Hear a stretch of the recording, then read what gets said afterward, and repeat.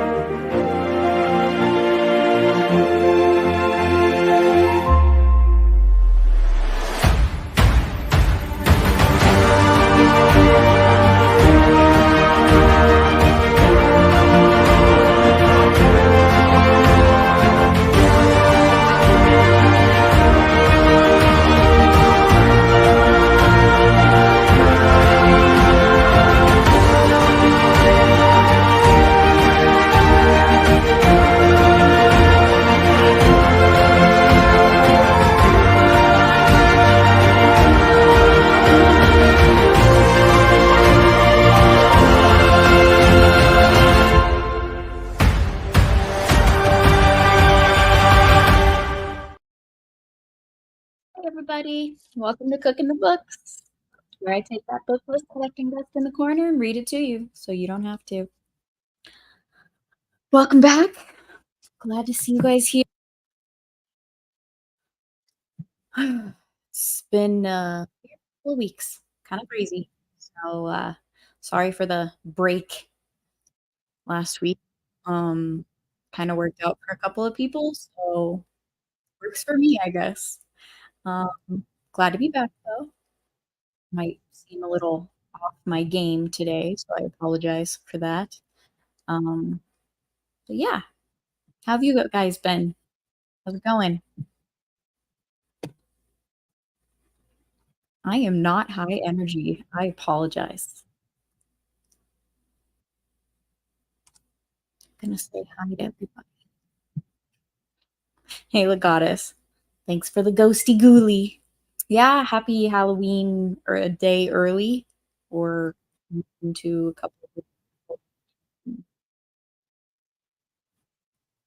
Australia areas. If it is it yeah, UK is the 31st now, I think. Oh, wait. Y'all had your time change. So I don't know if it is. Whatever. Apologize. That's not the case. Hey, Dom. How's it going? I appreciate your assist earlier because honestly, like 2 weeks away, I do not the life of remember where we left off, what we did, who we are, anything like that. So appreciate you. Kel, what's up?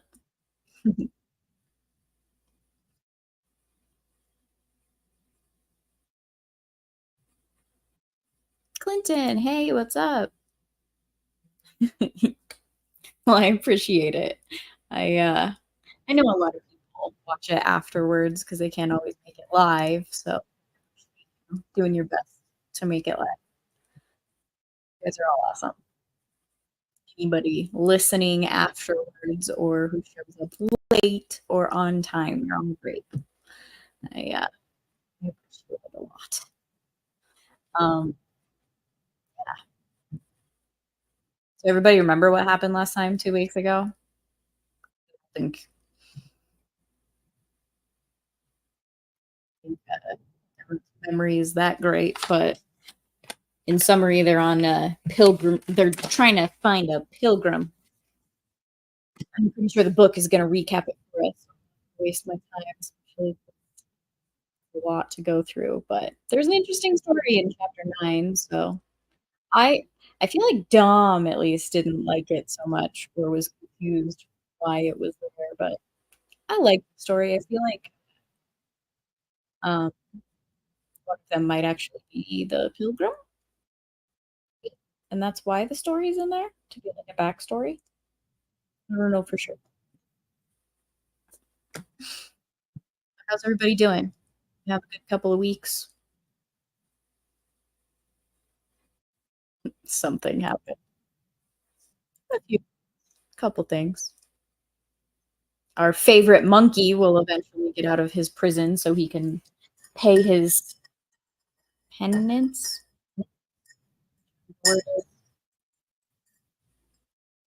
See, I'm off my game.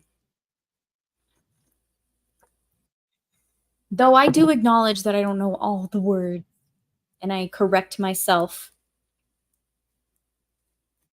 Anyone else tries to tell you, like Dermy or Dermy's, I don't want to say simps. People who want to troll me via Dermy, I think. I am not ready for the cold plunge, Milton. Colorado has a terrible habit of not knowing what fall slash.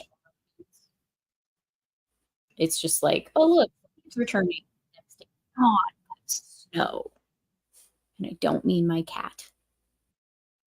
Feline, get your minds out of the gutter.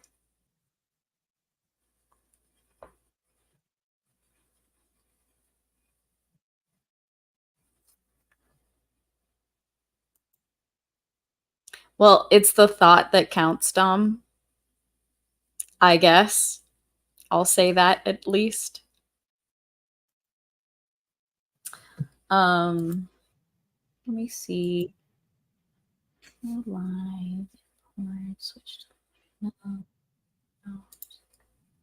I don't know why it gives you those error issues. I apologize. I wish it wasn't so female like mental. That's the term. Female like does work too. As a female, I can confirm temperamental creatures.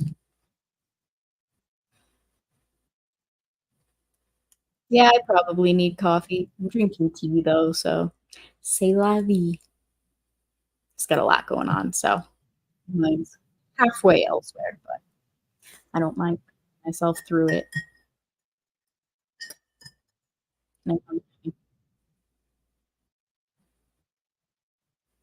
Beef on the wind. I don't know if Mud Crab will show up. That's always what his question is. He is on the road this week, so he has an assignment. So later, we'll see if he complete his assignment.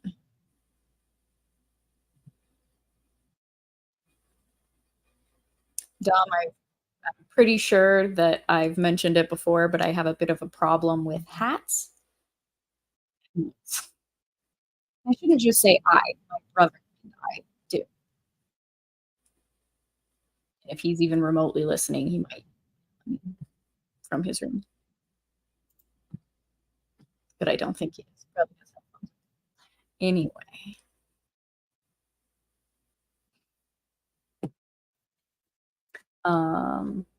You know what? Let me do something really quick. I distracted myself. I'm just gonna reload my stream just in case I needed to do.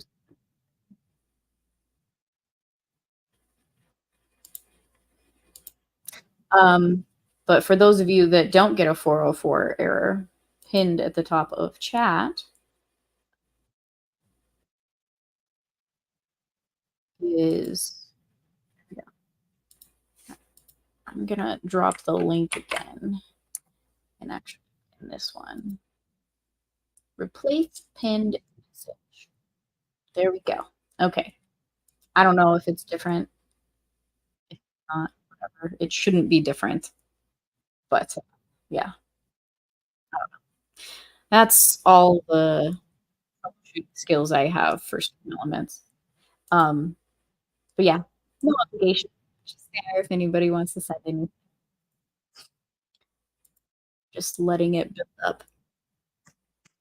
Yeah, anyway, let's let's get started with chapter 10. Maybe I'll find some more energy as I read. Yep, chapter 10. Cool. Okay. Um, there we go.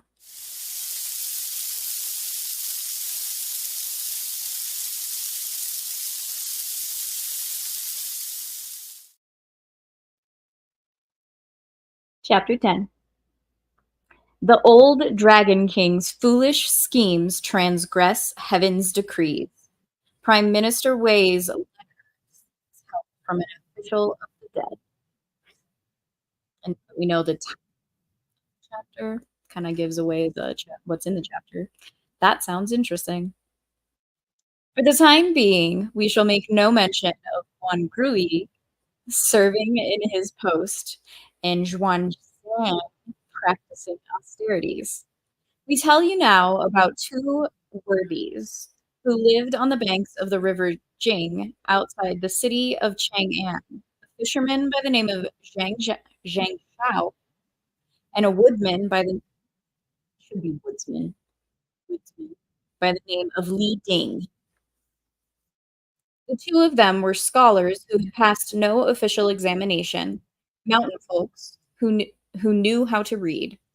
One day in the city of Chang'an, after they had sold the wood on the one's back and the carp in the other's basket, they went to a small inn and drank until they were slightly tipsy. Each carrying a bottle, they followed the bank of the Jing River and walked slowly back. Brother Li, said Zhang Xiao, in my opinion, those who strive for fame will lose their lives on account of fame. Those who live in quest of fortune will perish because of riches. Those who have titles sleep embracing a tiger. And those who receive official favors walk with snakes in their sleeves. When you think of it, their lives cannot compare with our carefree existence, close to the blue mountains and fair waters. We cherish poverty and pass our days without having to quarrel with fate. Brother Zhang, said Li Ding, there's a great deal of truth in what you say, but your fair waters cannot match my blue mountains.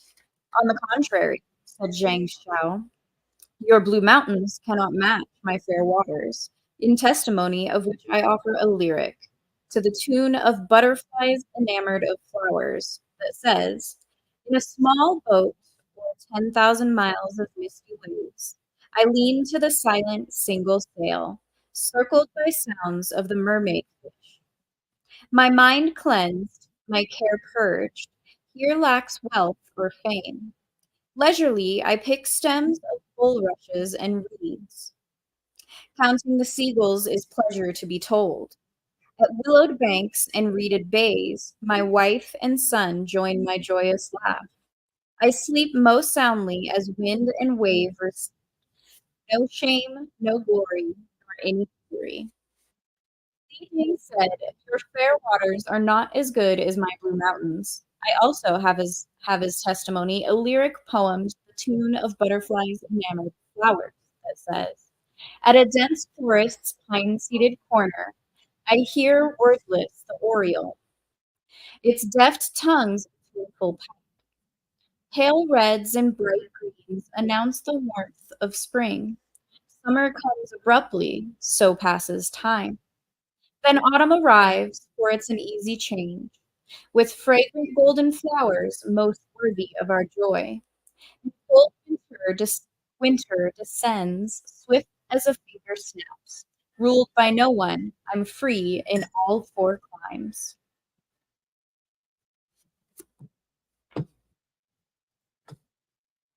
The fisherman said, "Your blue mountains are not as good as my fair waters, which offer me some fine things to enjoy. As testimony, I have here a lyric to the tune of the partridge sky.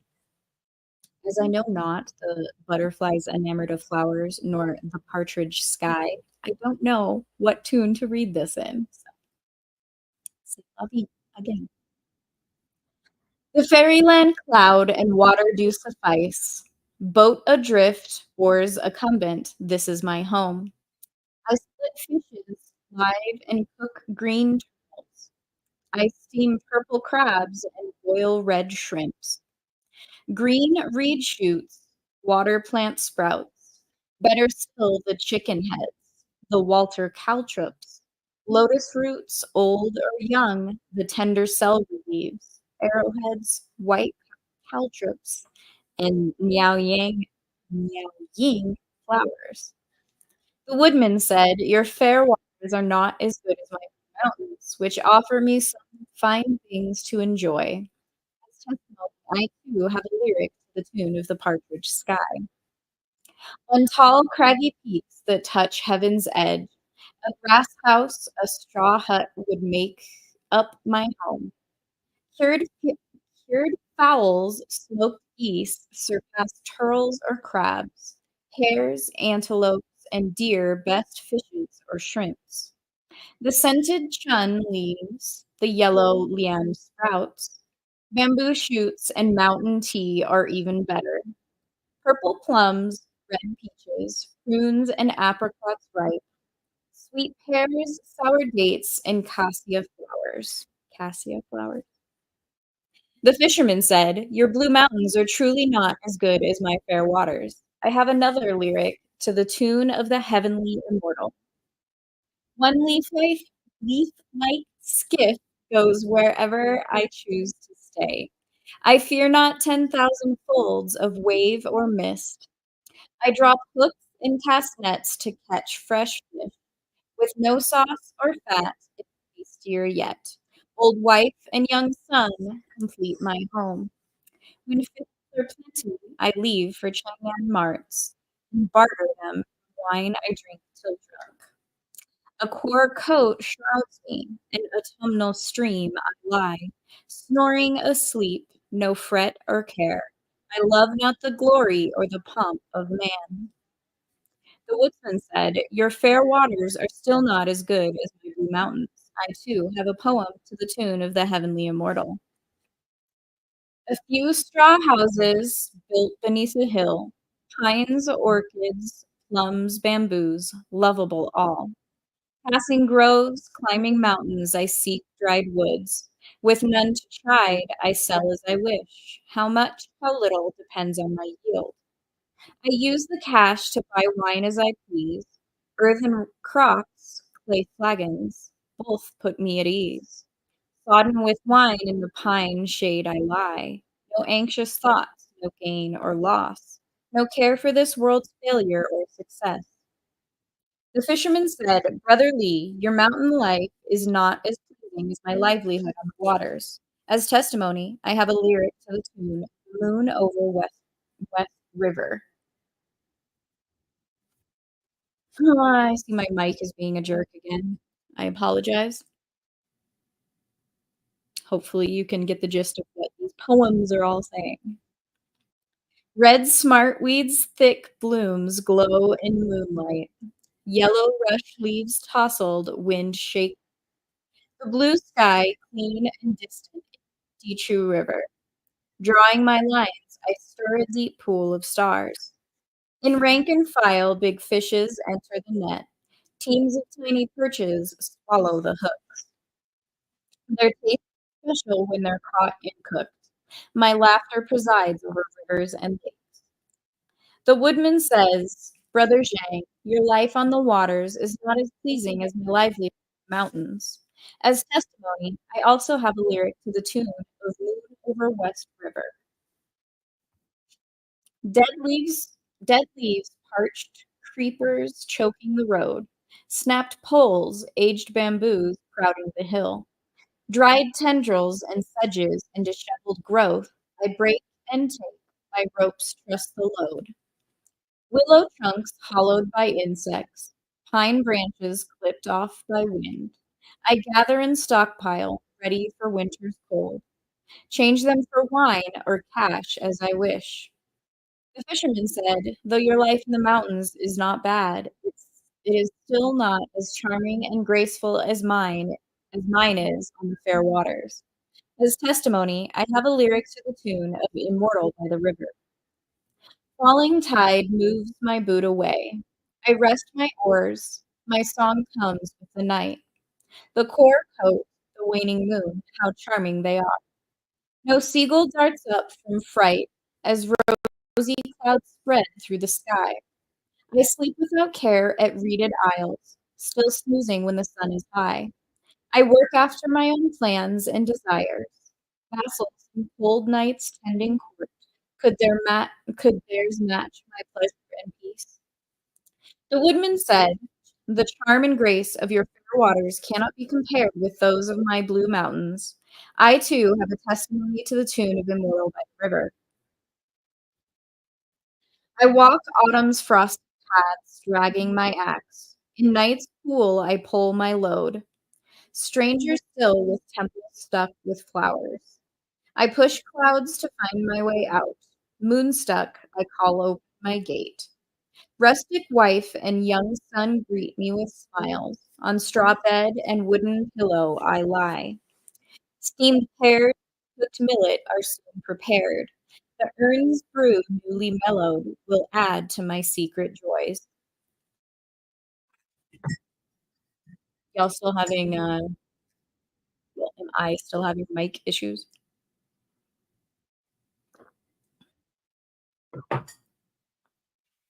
The fisherman said, "All these things in our poems have to do with our livelihood, the occupations with which we support ourselves. But your life not as good as those leisurely moments of mine for which I have as testimony a regulated one." The poem says, "Idly I watch the blue skies white cranes fly. My boat stops streamside, my doors half closed. By the sail my son's taught to knot fishing threads. By the sail my son's taught to knot fishing threads. Rowing stops, I join my wife to dry the nets. My mind is still, thus I know the water's calm. Myself's secure, hence I feel the wind is light. I freely don my green coir and bamboo hat, these that beats wearing the robe with purple sash." The woodman said, "Your leisurely moments are not as good as mine, for which I also have a regulated poem as a testimony." The poem says, "Idly I watch billows of white clouds fly, or sit in my thatched hut's closed bamboo gates. I open leisurely books to teach my son. At times I face guests to play circling chess. My cane strolls with my songs through floral paths. Aroused, I climb green mountains, lute in hand. Straw sandals, hemp sashes, and coarse cloth quilts all beat silk garments when your heart is free." Zhang Shao said, "Leading, the two of us, indeed, are lucky to have light songs to amuse us. We don't need castanets or flasks of gold. But the poems we've recited thus far are occasional pieces, hardly anything unusual. Unusual?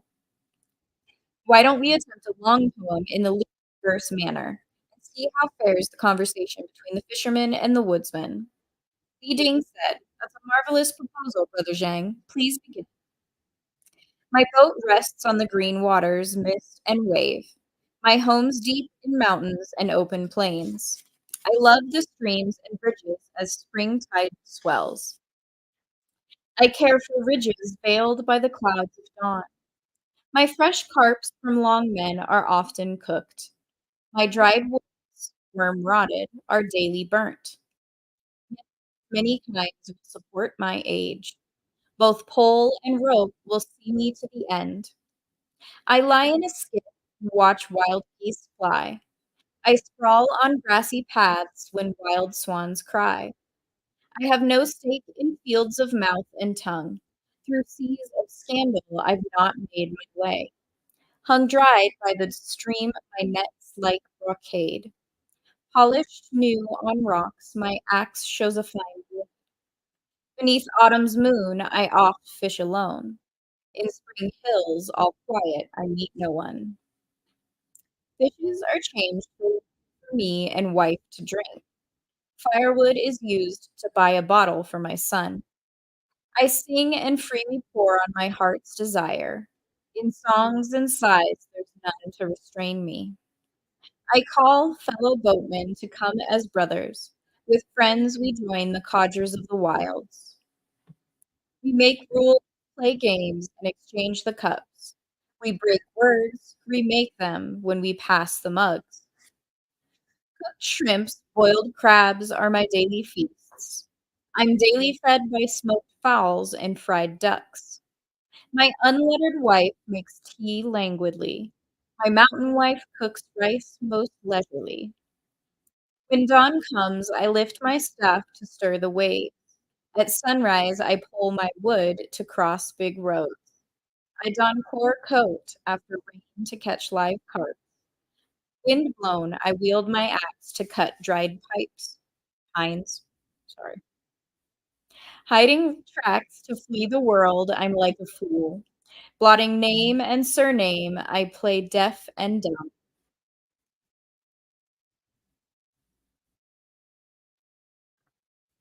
I apologize for my mic issues, guys.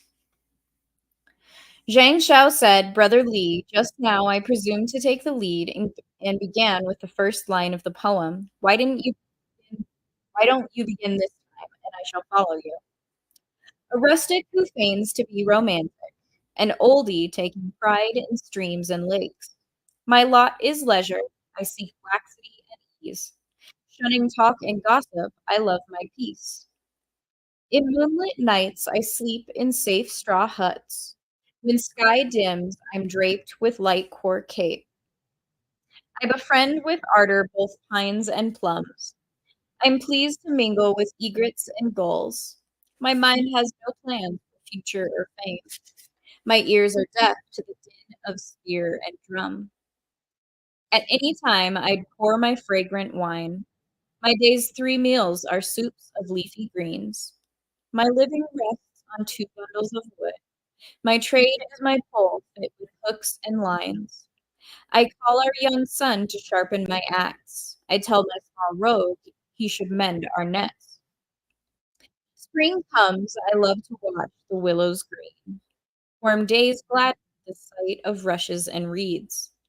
To flee summer's heat, I plant new bamboos. I pick young lotus to cool myself in June.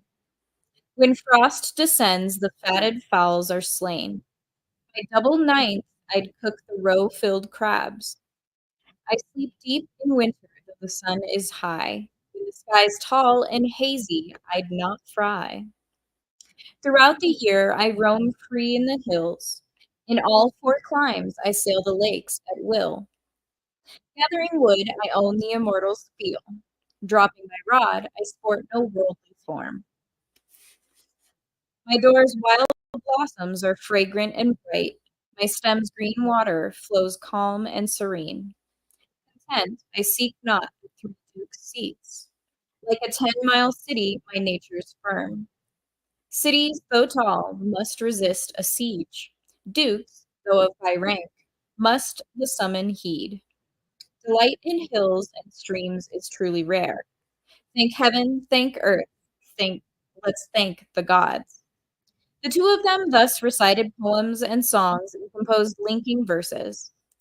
Arriving at the place where their ways parted, they bowed to take leave of each other. Elder brother Li, said Zhang Xiao, take care of take care as you go on your way. When you climb the mountains, be weary of the tiger. If you were harmed, I would find, as the saying goes, one friend missing on the street tomorrow. When Li Ding heard these words, he grew very angry, saying, What a scoundrel you are! Good friends would even die for each other. But you, why do you say such unlucky things to me? If I'm to be harmed by a tiger, your boat will surely capsize in the river. I'll never capsize my boat in the river, said Zhang Shao. Meeting said, as there are unexpected storms in the sky, so there is sudden weal or woe with man. What makes you so sure that you won't have an accident? Elder brother V, said Zhang Shao. You say this because you have no idea what may befall you in your business, whereas I can predict what'll happen in my kind of business. And I assure you that I won't have any accident. The kind of living you pick up on the waters, said Wu Ding, is an exceedingly treacherous business. You have to take chances all the time. How can you be so certain about your future? Here's something you don't know about, said Zhang Shao. In this city of Chang'an, there's a fortune teller who plies his trade on the West Gate Street. Every day, I give him a golden carp as a present, and he consults the sticks in his sleep for me. I follow his instructions when I lower my nets, and I've never missed in 100 times. Today, I went again to buy his prediction. He told me to set my nets at the east bend of the Jade River and to cast my line from the west bank. I know I'll come back with a fine catch of fishes and shrimps. When I go up to the city tomorrow, I'll sell my catch and buy some wine, and then I'll get together with you again, old brother. The two men then parted. There is, however, a proverb: what is said on the road is heard in the grass. For you see, it happened that a yacht on patrol in the Jing River overheard part of the conversation about not having missed 100 times. He dashed back to the Water Crystal Palace and hastily reported to the Dragon King, shouting, "Disaster! Disaster!" "What sort of disaster?" asked the Dragon King. "Your subject," said the Yatsa, "was patrolling the river and overheard a conversation between a woodsman and a fisherman. Before they parted, they said something terrible. According to the fisherman, there is a fortune teller on West Gate Street in the city of Chang'an who is most accurate in his calculations. Every day the fisherman gives him a carp, and he then consults the sticks in his sleep, with the result that the fisherman has not missed once in 100 times he casts his line. If such accurate calculations continue, will not all our waterkin be exterminated? Where will you find any more inhabitants for the watery region who will toss and leap in the waves to enhance the majesty of the great king?" The Dragon King became so angry that he wanted to take the sword and go at once up to Chang'an to slay the fortune teller. But his dragon sons and grandsons, the shrimp and crab ministers, the Samly counselor, the perch subdirector of the minor court, and the carp president of the board of civil office all came from the side and said to him, "Let the great king restrain his anger. The proverb says, 'Don't believe everything you hear.' If the great king goes forth like this, the clouds will accompany you, and the rains will follow you. We fear that the people of Chang'an will be terrified, and heaven will be offended. Since the great king has the power to appear or disappear suddenly, and to transform into many shapes and sizes, let him change into a scholar. Then go to the city of Chang'an and investigate the matter. If there is indeed such a person, you can slay him without delay. But if there is no such person, there is no need to harm innocent people." The Dragon King accepted their suggestion. He abandoned his sword and dismissed the clouds and the rains. Reaching the river bank, he stripped his body and changed into a white-robed scholar, truly with features most virile, a stature towering, a stride most stately, so orderly and firm. His speech exalts Kong and Meng. His manner embodies Zhao and Wen. He wears a silk robe of the color of jade. His casual head wrap's shaped like the letter one.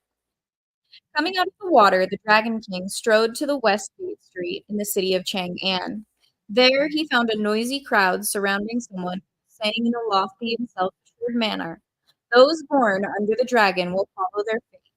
Those under the tiger will collide with their physiognomies. Physiognomies? I don't know how to say this. Physionomies.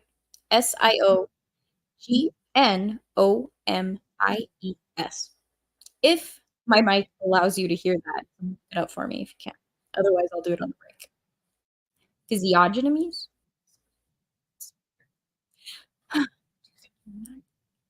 The branches yin, chen, si, and hai may be said to fit into the grand scheme, but I fear your birthday may clash with the planet Jupiter. When the Dragon King heard this, he knew that he had come upon the fortune teller's place. Walking up to it and pushing the people apart, he peered inside to see four walls of exquisite writings, a room full of brocaded paintings, smoke unending from the treasure duct, and such pure water in a porcelain vase. On both sides are mounted Wang Wei's paintings. High above his seat hangs the Guigu form. The ink slab from Duan Shi, the golden smoke ink, both match the great brush of frostiest hair. The crystal balls, Guo Pu's numbers, neatly face new classics of soothsaying. He knows the hexagrams well. He's mastered the 8 trigrams. He perceives the laws of heaven and earth. He discerns the ways of demons and gods. One tray before him fixes the cosmic powers. His mind clearly orders all planets and stars. Truly those things to come and those things to pass, and beholds, as in a mirror. Which house will rise and which will fall, he foresees like a god. He knows evil and decrees the good. He prescribes death and predicts life. His pronouncements quicken the wind and rain. His brush alarms both spirits and gods. His shop sign has letters to declare his name. This diviner, Yuan Shoushang. Who was this man? He was actually the uncle of Yuan Tiankang, pres- president of the Imperial Board of Astronomy in the present dynasty. The gentleman was truly a man of extraordinary appearance and elegant features. His name was known throughout the great country, and his art was considered the highest in Chang'an. The Dragon King went inside the door and met the master. After exchanging greetings, he was invited to take the seat of honor while a boy served him tea. The master asked, "What would you like to know?" The Dragon King said, "Please forecast the weather." The master consulted his sticks and made his judgment. Clouds hide the hilltop, and fog shrouds the tree. The rain you define tomorrow you'll see. At what hour will it rain tomorrow, and how much rain will there be? Asked the Dragon King. At the hour of the dragon, the clouds will gather, said the master. And thunder will be heard at the hour of the serpent. Rain will come at the hour of the horse and reach its limit at the hour of the sheep.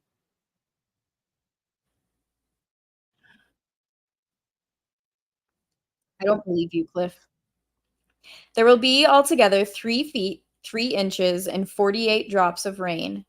You had better not be joking now, said the Dragon King. If it rains tomorrow, and if it is in accordance with the time and the amount you prophesy, I shall present you with 50 taels of gold as my thanks. But if it does not rain, or if the amount and the hours are incorrect, I tell you truly that I shall come and break your front door to pieces and tear down your shop sign. You will be chased out of Chang'an at once, so that you may no longer seduce the multitude. You may certainly do that, said the master amiably. Goodbye for now. Please come again tomorrow after the rain. The Dragon King took leave and returned to his water residence. He was received by various aquatic deities who asked, "How was the great king's visit to the soothsayer?" Yes, yes, yes, said the Dragon King. He's indeed such a person, but he's a garrulous fortune teller. I asked him when it would rain, and he said tomorrow. I asked him again about the time and the amount, and he told me that clouds would gather at the hour of the dragon, thunder would be heard at the hour of the serpent, and that rain would come at the hour of the horse and would reach its limit at the hour of the sheep. Altogether, there would be 3 feet, 3 inches, and 48 drops of water. I made a wager with him. If it is as he said, I'll reward him with 50 taels of gold.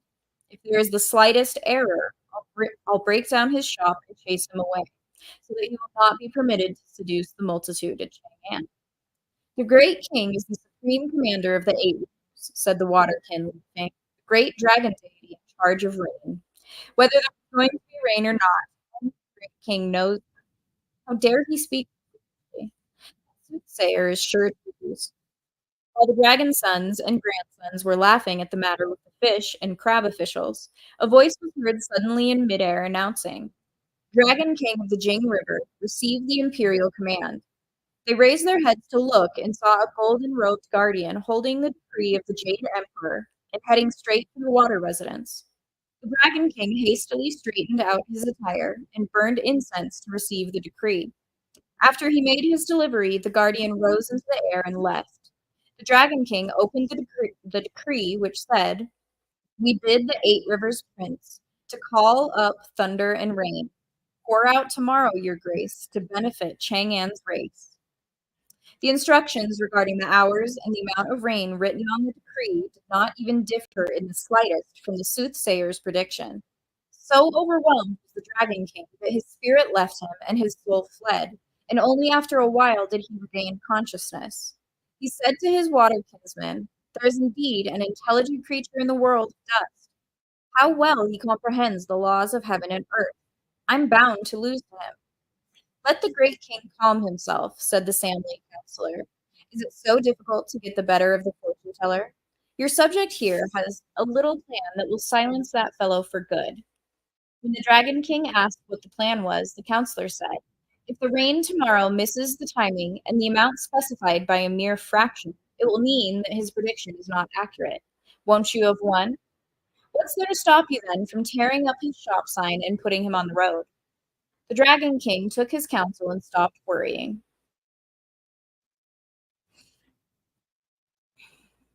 The next day he ordered the Duke of Wind, the Lord of Thunder, the Boy of Clouds, and the Mother of Lightning to go with him to the sky above Chang'an. He waited until the hour of the serpent before spreading the clouds, the hour of the horse before letting loose the thunder, the hour of the sheep before releasing the rain, and only by the hour of the monkey did the rain stop. There were only 3 feet and 42 drop, or there were only 3 feet and 40 drops of water, since the times were altered by an hour and the amount was changed by 3 inches and 8 drops. After the rain, the Dragon King dismissed his followers and came down from the clouds, transformed once again into a scholar dressed in white. He went to the Westgate Street and barged into Yuan Shosheng's shop. Without a word of explanation, he began to smash the shop sign, the brushes, and the ink slab to pieces. The master, however, sat on his chair and remained unmoved. So the Dragon King unhinged the door and threatened to hit him with it, crying, You're nothing but a bogus prophet of good and evil, an impostor who deludes the minds of the people. Your predictions are incorrect. Your words are patently false. What you told me about the time and quantity of today's rain was utterly inaccurate, yet you dare sit so smugly and so high on your seat? Leave here at once before you are executed. Still, Yuan Shosheng was not at all intimidated. He lifted up his head and laughed scornfully. I'm not afraid, he said. Not in the least. I'm not guilty of death, but I fear that you have committed a mortal crime. You can fool other people, but you can't fool me. I recognize you all right. You are not a white-robed scholar, but the Dragon King of the Jing River. By altering the times and holding back the quantity of rain, you have disobeyed the decree of the Jing Emperor and transgressed the law of heaven. On the dragon execution block, you won't escape the knife, and here you are railing at me. When the Dragon King heard these words, his heart trembled and his hair stood on end. He dropped the door quickly, tidied his clothes, and knelt before the master, saying, I beg the master not to take offense. My previous words were spoken in jest. Little did I realize that my prank would turn out to be such a serious crime. Now I have indeed transgressed the law of heaven. What am I to do? I beseech the master to save me. If you won't, I'll never let you go. I can't save you, said Shosheng. I can only point out to you what may be a way of life. I'm willing to be instructed, said the dragon. The master said, You are to be executed tomorrow by the human judge, Wei Shang, at the third quarter past the hour of noon. If you want to preserve your life, you must go quickly to plead your case before the present emperor Tang Taizong. For Wei Zhang is the prime minister before his throne. If you can win the emperor's favor, you'll be spared." Hearing this, the dragon took leave with tears in his eyes. Soon the red sun sank down and the moon arose. You see, smoke thickens on purple mountains as homing crows tire. Travelers on distant journeys head for inns. Young wild geese at fords rest on field and sand. The silver stream appears to hasten the time float. Lights fare in a lone village from dying fames. Wind sweeps the burner to clear Taoist yard of smoke, as man fades away in the butterfly dream. The moon moves floral shadows up the garden's rails. The stars are rife as water clocks strike. So swiftly the gloom deepens that it's midnight. Our dragon king of the Jing River did not even return to his water home. He waited in the air until it was about the hour of the rat, when he descended from the clouds and mists and came to the gate of the palace. At this time, the Tang Emperor was just having a dream about taking a walk outside the palace in the moonlight, beneath the shades of flowers. The dragon suddenly assumed the form of a human being and went up to him. Kneeling, he cried out, "Your Majesty, save me, save me." "Who are you?" asked Taizong. Taizong. "You would be glad to we would be glad to save you." "Your Majesty is the true dragon," said the Dragon King, "but I am an accursed one. Because I have disobeyed the decree of heaven, I am to be executed by a worthy subject of Your Majesty, the human judge Wei Zhang. I have therefore come here to plead with you to save me." "If Wei Zhang is to be the executioner," said Taizong, "we can certainly save you. You may leave and not worry." The Dragon King was delighted and left after expressing his gratitude. We tell you now about Taizong, who, having awakened, was still turning over in his mind what he had dreamed. Soon it was 3/5 past the hour of the fifth watch, and Taizong held court for his ministers, both civil and martial. You see, smoke shrouding the phoenix arches, incense clouding the dragon domes, light shimmering as the silk screens move, clouds brushing the feather-trimmed flags. Rulers and lords harmonious as Yao and Shun.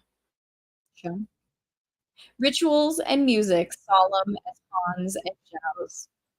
The attendant lamps, the court maiden fans, show your colors in pairs. From peacock screens and unicorn halls, light radiates everywhere. 3 cheers for long life, a wish for reign everlasting. When a whip cracks 3 times, the caps and robes will bow to the crown. Brilliant palatial blooms, endued by heaven's scent. Pliant bank willows, sung and praised by court music. The screens of pearl, the screens of jade, are drawn high by golden hooks. The dragon phoenix fan, the mountain river fan, rest on top of the royal carriage. The civil lords are noble and refined, the martial lords strong and valiant. The imperial path divides the ranks, the vermilion court aligns the grades. The golden seal and purple sashes bearing the 3 signs will last for millions of years as heaven and earth.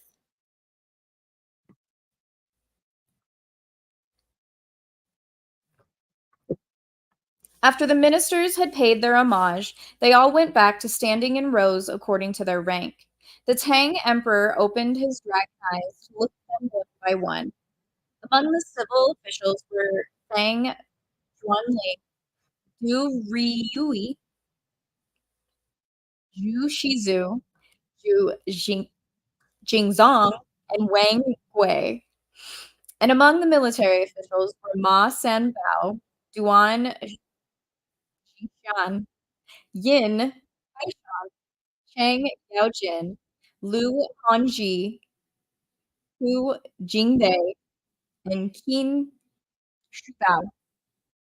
Each one of them was standing there in a most solemn manner, but the prime minister, Wei Zhang, was not to be seen anywhere. The Tang Emperor asked Zhu, Zhu Shiji to come forward and said to him, "We had a strange dream last night. There was a man who paid homage to us, calling himself the Dragon King of Jing River. He said that he had disobeyed the command of heaven and was supposed to be executed by the human judge Wei Zhang. He implored us to save him, and we gave our consent. Today, only Wei Zhang is absent from the ranks. Why is that? This dream may indeed come true, answered Shiji, and Wei Zhang must be summoned to court immediately. Once he arrives, let your majesty keep him here for a whole day and not permit him to leave. After this day, the dragon in the dream will be saved. The Tang emperor was most delighted. He gave the order at once to have Wei Zhang summoned to court. We speak now of Prime Minister Wei Zhang, who studied the movement of the stars and burned incense at his home that evening. He heard the cries of cranes in the air and saw there a heavenly messenger holding the golden decree of the Jade Emperor, which ordered him to execute in his dream the old dragon of the Jing River at precisely the third quarter past the noon hour.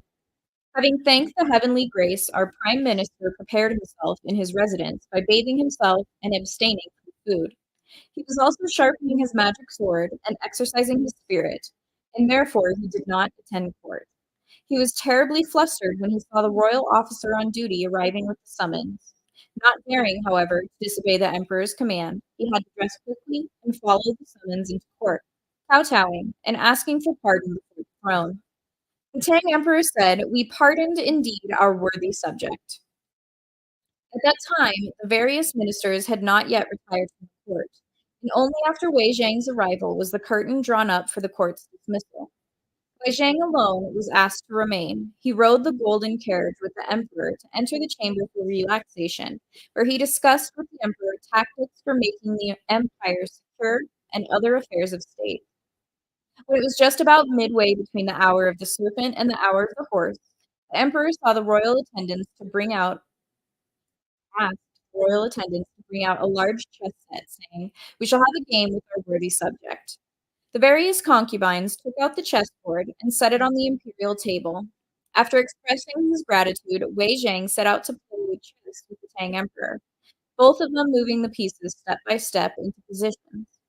It was completely in accordance with the instruction of the classic of chess.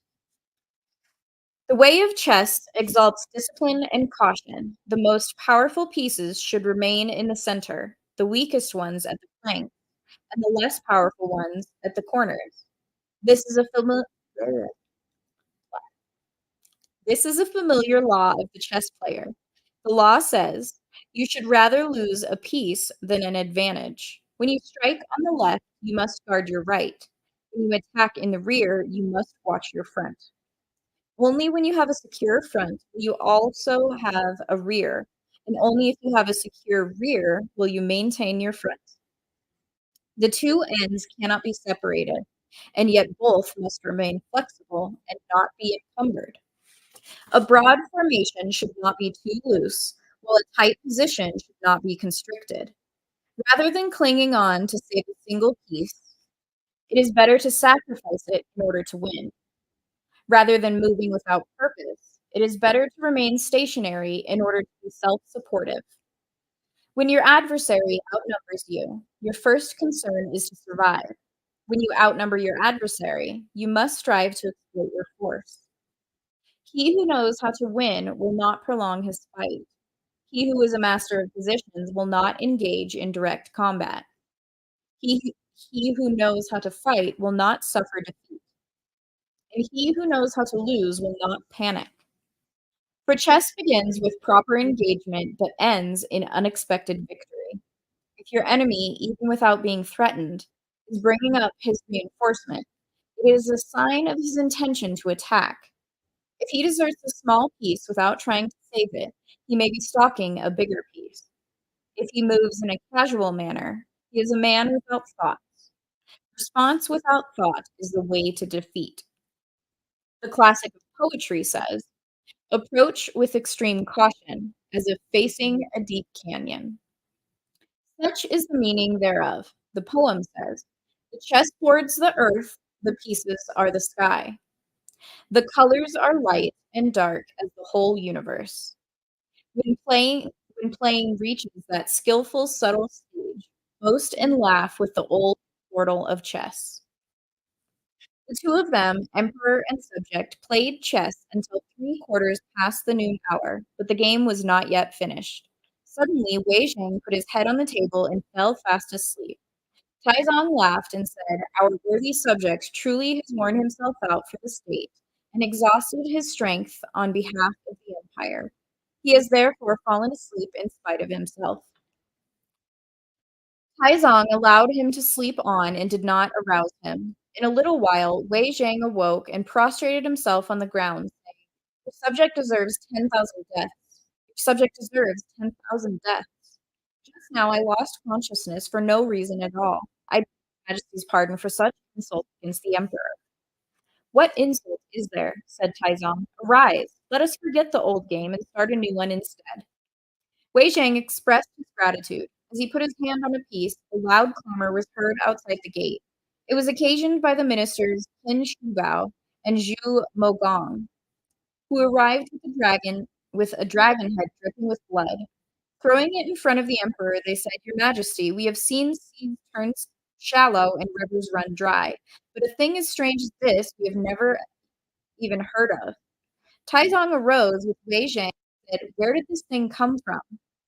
"South of the thousand-step corridor," replied Shu Bao and Mugong. "At the crossroads, this dragon head fell from the clouds. Your lowly subjects dare not withhold it from you." In alarm, the Tang Emperor asked Wei Zhang the meaning of this. Turning to kowtow to him, Wei Zhang said, "This dragon was executed just now by your subject in his dream."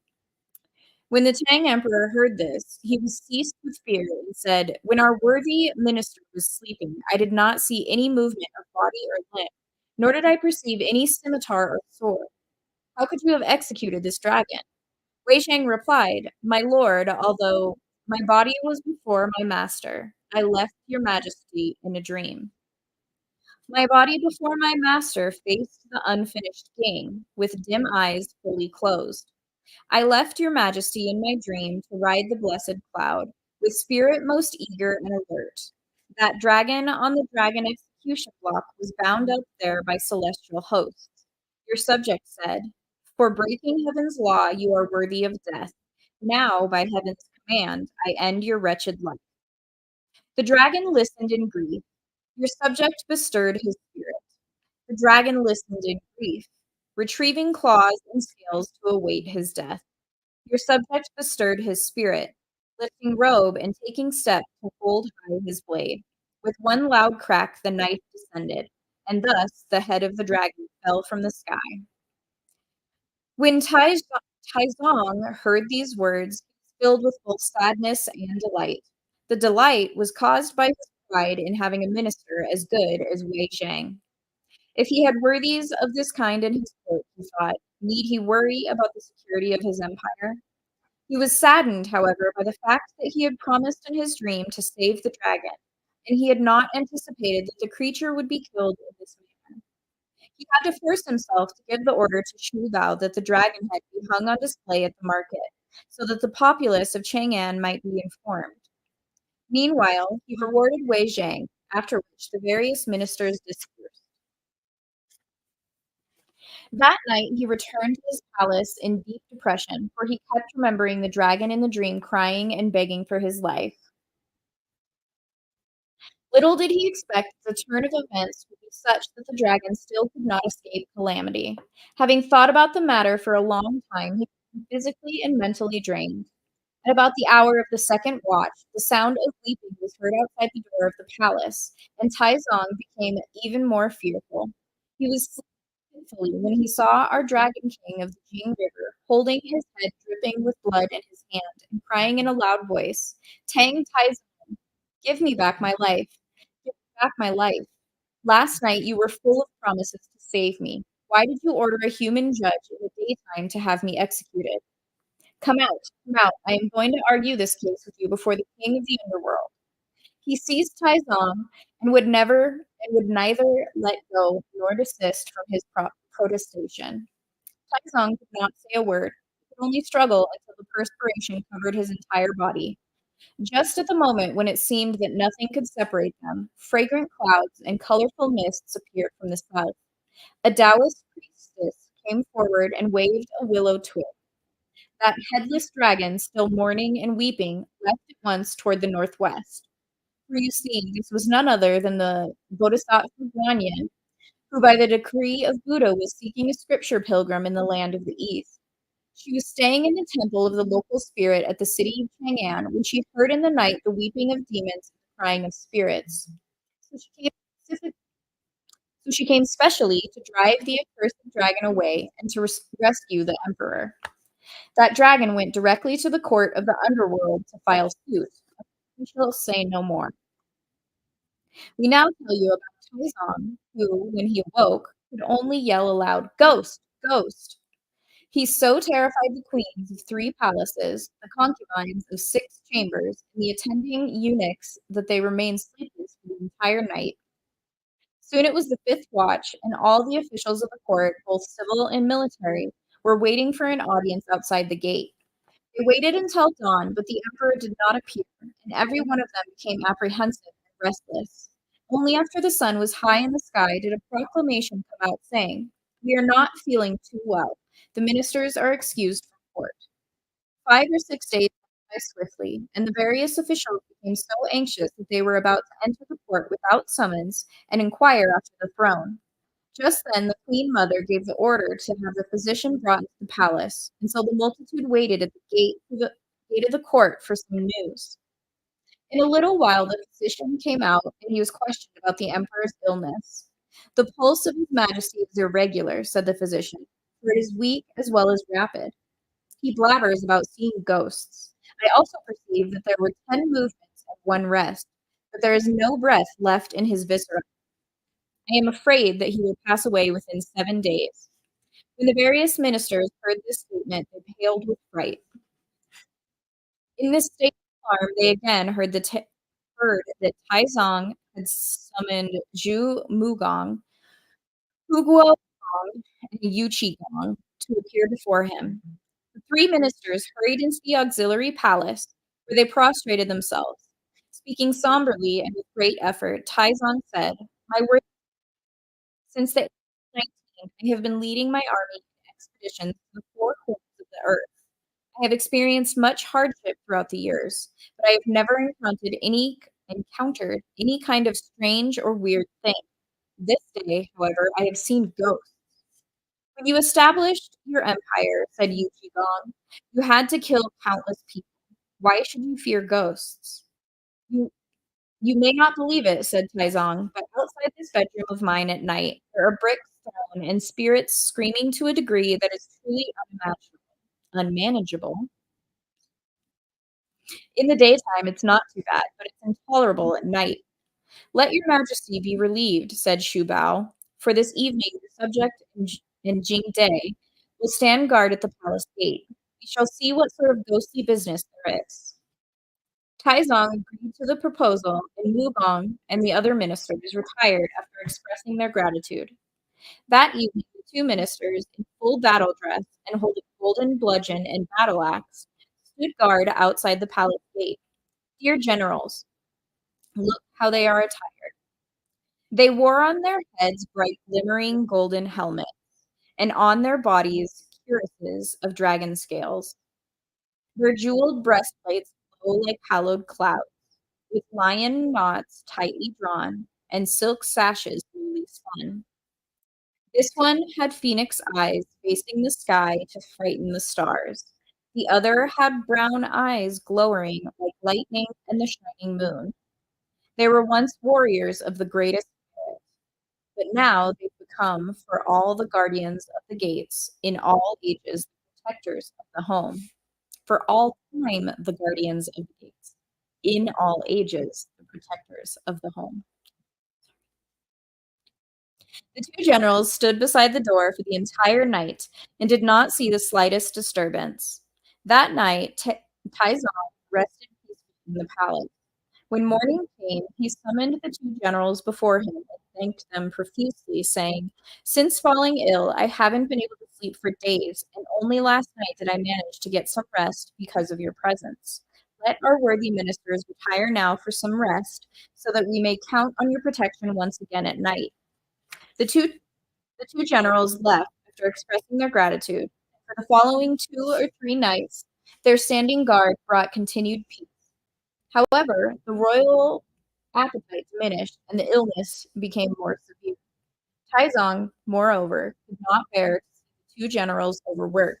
So once again, he called Shubao, Jingde, and the ministers Du and Fang into the palace, saying to them, "Though I got some rest these past 2 days, I have imposed on the 2 generals the hardship of staying up all night. I wish to have portraits made of both of them by a skilled painter, and have these pasted on the door, so that the 2 generals will be spared any further labor. How about it?" The various ministers obeyed. They selected 2 portrait painters, who made pictures of the 2 generals in their proper battle attire. The portraits were then mounted near the gate, and no incident occurred during the night. So it was for 2 or 3 days until the loud rattling of bricks and tiles was again heard at the rear gate of the palace. At dawn, the emperor called together the various ministers, saying to them, "For the past few days, there have been happily no incidents at the front of the palace. Last night, the noises at the back door were such that they nearly frightened me to death." Mugong stepped forward and said, "The disturbances at the front door were driven off by Jingde and Shubao. If there is disturbance at the rear gate, then Wei Zhang ought to stand guard." Taizong approved the suggestion and ordered Wei Zhang to guard the rear door that night. Accepting the charge, Wei donned his full court regalia that evening. Holding the sword with which he had slain the dragon, he stood at attention before the rear gate of the palace. What splendid heroic stature! Look how he is attired. Green satin turban swathes his brow. The silk robe's jade belt is waist hung. Windblown, craned down sleeves fly like drifting snow. Vest, slew, and shoes divine looks.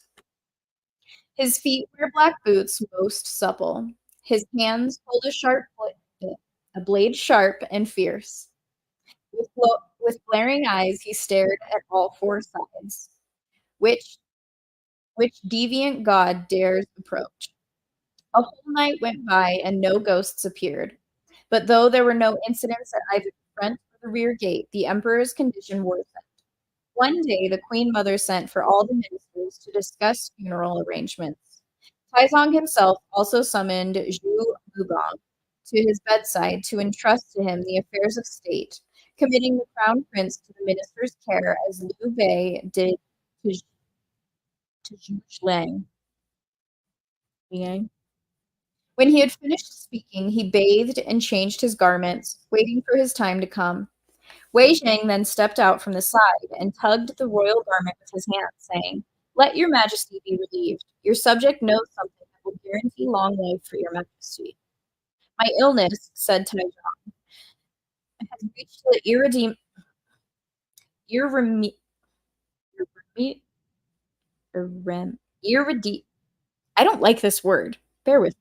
Reached the irremediable stage. My life is in danger. How can you preserve it?" "Your subject has a letter here," said Wei, "which I submit to your majesty to take you to hell and give to the judge of the underworld." Wei. "Who is Qiu Jue?" said Taizong. "Qiu Jue," said Wei, "was the subject of the deceased emperor, your father. At first, he was the district magistrate of Xizhou, and subsequently, he was promoted to vice president of the Board of Rights. When he was alive, he was an intimate friend and sworn brother of your subject. Now that he is dead, he has become a judge in the capital of the underworld, having in his charge the chronicles of life and death in the region. He meets with me frequently, however, in my dreams. If you go there presently and hand this letter to him, he will certainly remember his obligation towards your lowly subject and allow your majesty to return there. Surely your soul will return to the human world, and your royal countenance will once more grace the capital." When Taizong heard these words, he took the letter in his hands and put it in his sleeve. With that, he closed his eyes and died. Those queens and concubines from 3 palaces and 6 chambers, the crown prince, and the 2 rows of civil and military officials all put on their mourning garb to mourn him, as the imperial coffin lay in state at the Hall of the White Tiger. We shall say no more about that. We did not know we do not know how the soul of Taizong came back. Let's listen to the explanation in the next chapter. Well, I hope you heard most, if not all, of that. Maybe it was a little choppy, but you could hear it. 37 new comments.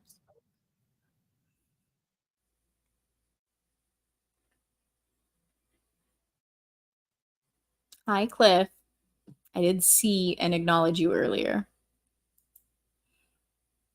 And I saw your smart ass little remark. You. Oh, looks like Dom tipped $10. Sir, thank you. Test, test. This time I'll put something you like. LeBron is a bitch. Well played, sir. I appreciate that.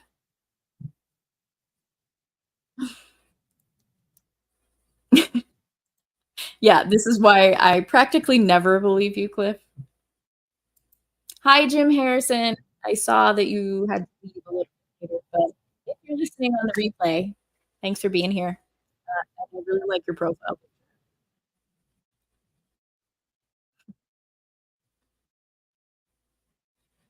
I don't know.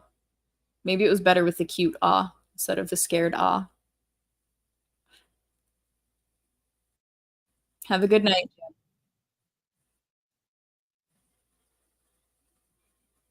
Sup, MSK. If you're still here, these chapters are really long. Just when I stumble over the words like I do. My bad.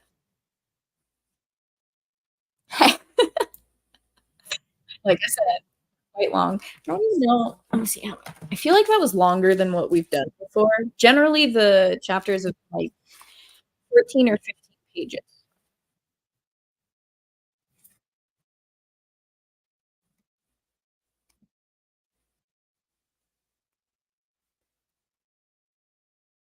That one was 19 pages. Interesting.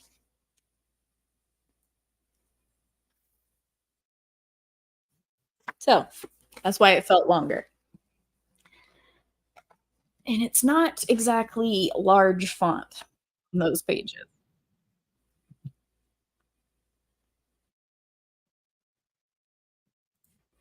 This is a very valid point.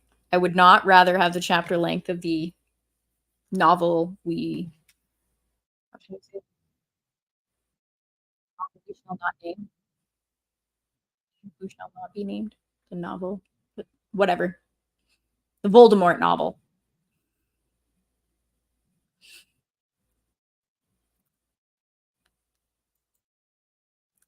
Irremediable. I doubt it, Dom. I support this message, Cal. If you have a MAGA red cap, maybe wear them.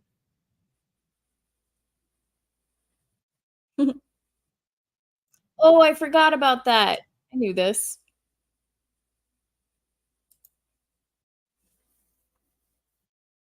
Yeah, apparently the Immortal Emperor had to die before that chapter ended, it seemed. And I'm glad to hear the audio got better.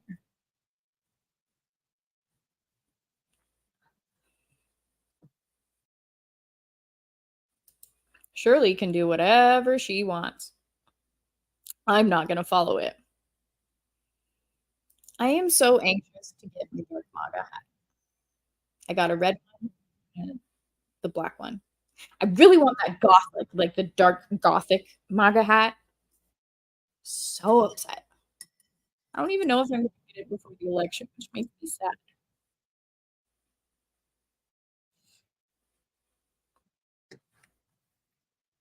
So, what did you guys think of that chapter? You think on it real quick while I go warm up my tea. I'll be right back, okay?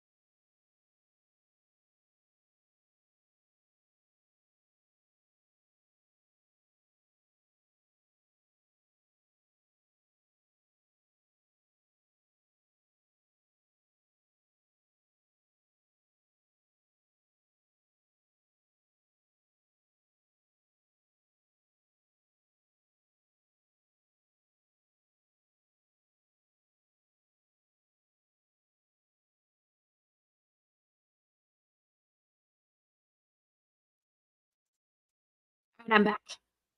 At some point, I'm just gonna have to bite the bullet and get one of those like USB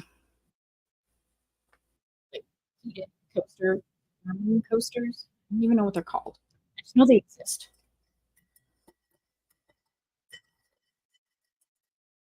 Or chargeable heated warming coasters. The thing that you put your coffee mug on that keeps it warm.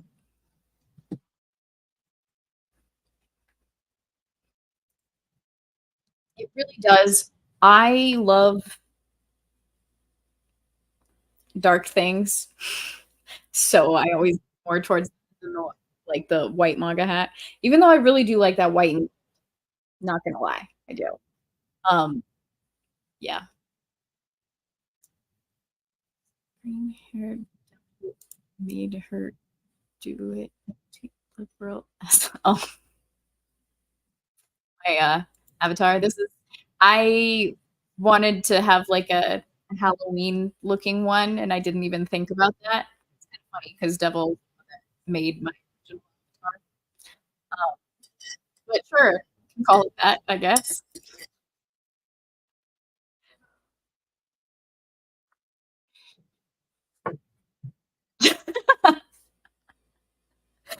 Thank you, Cal. It was a bit of a bro chill chapter. That is definitely true. I love how these come across. Yellow heart red. I just go to YouTube and look at what that. Oh, kind of how I do my heart. It's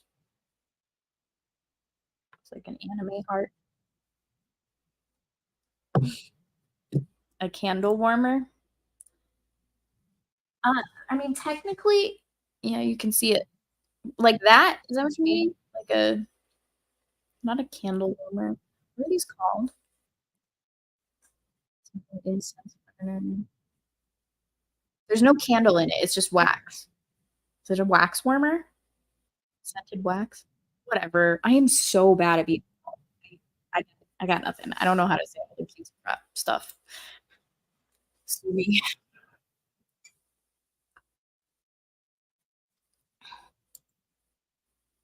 Yeah. So like there's a light here, obviously, as you can see, that I just turn on and it like you put a scented wax thing in it and it heats up the warmer. It's probably the same type of idea.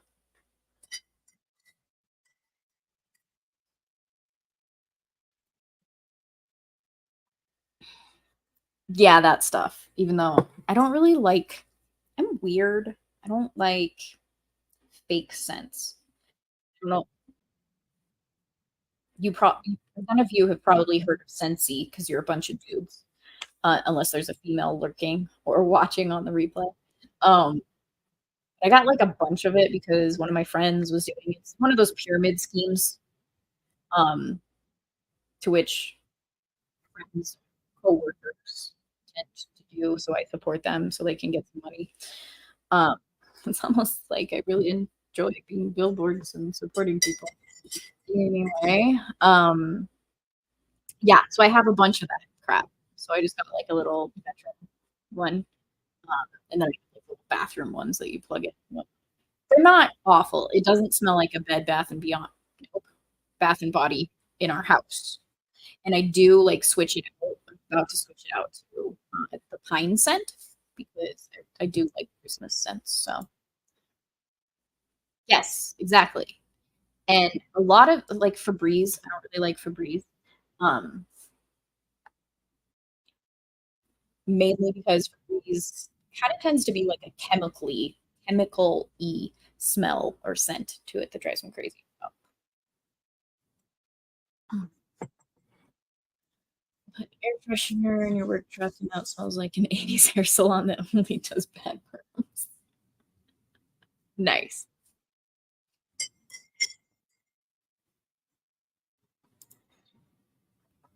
Well, on that note, I'll take another 45 minutes of your time or so. Let's see how many chapter 11 is.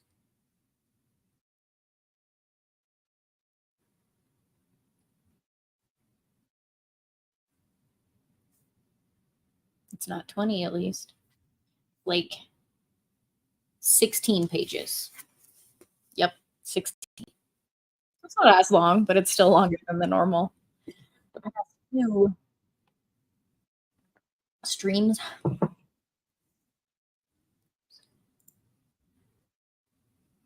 Let's go.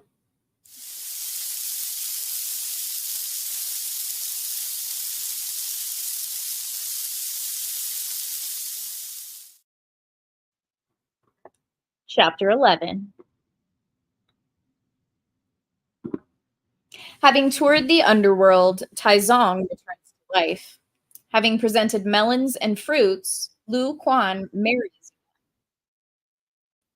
The poem says, 100 years pass. Start that over again. 100 years pass by like flowing streams. Like froth and foam, a lifetime's work now seems. Yesterday's faces had a peach's glow. Today, the temples float up, flakes of snow. Termites disband, illusion, then you'll learn. Cuckoos call gravely for your early return. Secret good works will always life prolong. Virtue's not needy, for heaven's care is strong. We now tell you about Taizong, whose soul drifted out of the Tower of Five Phoenixes. Everything was blurred and indistinct. It seemed to him that a company of imperial guardsmen was inviting him to a hunting party, to which Taizong gladly gave his consent and went off with them. They had journeyed for a long time when suddenly all the men and horses vanished from sight. He was left alone, walking the deserted fields and desolate plains. As he anxiously tried to find his way back, he heard someone from beyond calling in a loud voice, "Great Tang Emperor, come over here, over here." Taizong heard this and looked up. He saw that the man had a black gauze cap on his head, rhinoceros horns around his waist. His head's black gauze hat dangled pliant bands. His waist's rhino horns displayed plates of gold. He held an ivory plaque sheathed in hallowed mist. He wore a silk robe circled by gold light. His feet put on a pair of white-soled boots for treading cloud and climbing fog. He grasped by his heart a book of life and death, which determined one's fate. His hair, luxuriant, flew about his ears. His head fluttered and danced around his jaws. He was once a prime minister of Tang. Now he judged cases to serve Yama King. Taizong walked toward him, and the man, kneeling at the side of the road, said to him, "Your Majesty, please pardon your subject for neglecting to meet you at a greater distance." "Who are you?" asked Taizong, "and for what reason did you come to meet me?" The man said, "Half a month ago, your lowly subject met in the halls of darkness the dragon ghost of the Jing River, who is filing suit against your Majesty for having him executed after promising to save him. So the great king, King Guang, of the first chamber immediately sent demon messengers to arrest you and bring you to trial before the 3 tribunes. Your subject learned of this and therefore came here to receive you. I did not expect to come late today, and I beg you to forgive me." "What is your name?" said Taizong, "and what is your rank?"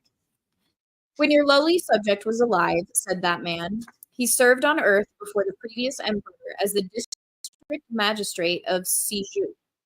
Afterwards, I was appointed the vice president of the Board of Rights. My surname is Kui, and my name is in the region of darkness. I hold a judgeship in the capital of death." Taizong was very glad. He went forward and held up his real hands to raise the man up, saying, "I am sorry to have inconvenienced you. Wait, yep, put that out, Dom. Wei Zhang, who serves before my throne, has a letter for you. I'm glad that we have a chance to meet here." The judge expressed gratitude and asked where the letter was. Taizong took it out of his sleeve and handed it over to Hui Jue, who received it. bowing, and then opened it and read. Your unworthily beloved brother Wei Zhang sends with bowed head this letter to the great judge, my sworn brother, the Honorable Mr. Kui. I recall our former goodly society, and both your voice and your countenance seem to be present with me. Several years have hastened by since I last heard your lofty discourse.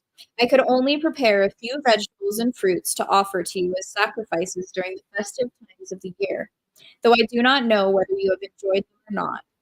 I am grateful, however, that you have not forgotten me, and that you have revealed to me in my dreams that you, my elder brother, have ascended to an even higher office. Unfortunately, the worlds of light and darkness are separated by a gulf wide as the heavens, so that we cannot meet face to face. The reason that I am writing you now is the sudden demise of my emperor, the accomplished Tai Zong, whose case, I suppose, will be reviewed by the three tribunes, so that he will certainly be given the opportunity to meet you. I earnestly beseech you to remember our friendship while you were living, and grant me the small favor of allowing His Majesty to return to life. This will be a very great favor to me, for which I thank you once more. After reading the letter, the judge said with great delight, the execution of the old dragon the other day by the human judge Wei is already known to your subject, who greatly admires him for this deed. I am, moreover, indebted to him for looking after my children. Since he has written such a letter now, your majesty need have no further concern. Your lowly subject will make certain that you will be returned to life, to ascend once more your throne of jade. Taizong thanked him. As the two of them were speaking, they saw in the distance two young boys in blue robes holding banners and flags and calling out, the king of the underworld has an invitation for you. Taizong went forward with Judge Kui and the two boys. He suddenly saw a huge city, and on a large plaque above the city gate was the inscription in gold letters, the region of darkness, the gate of spirits. Waving the banners, the blue robes led Taizong into the city. As they walked along, they saw at the side of the street the emperor's predecessor, Li Yuan, his elder brother, Jian Chang, and his deceased brother, Yuan Ji, who came toward them shouting, Here comes Shimin! Here comes Shimin! The brothers clutched at Taizong and began beating him and threatening vengeance. Having no place to dodge, the emperor fell into their clutch, and only when Judge Kui told a blue-faced, hook-tusked demon to drive him away could he escape and continue his journey.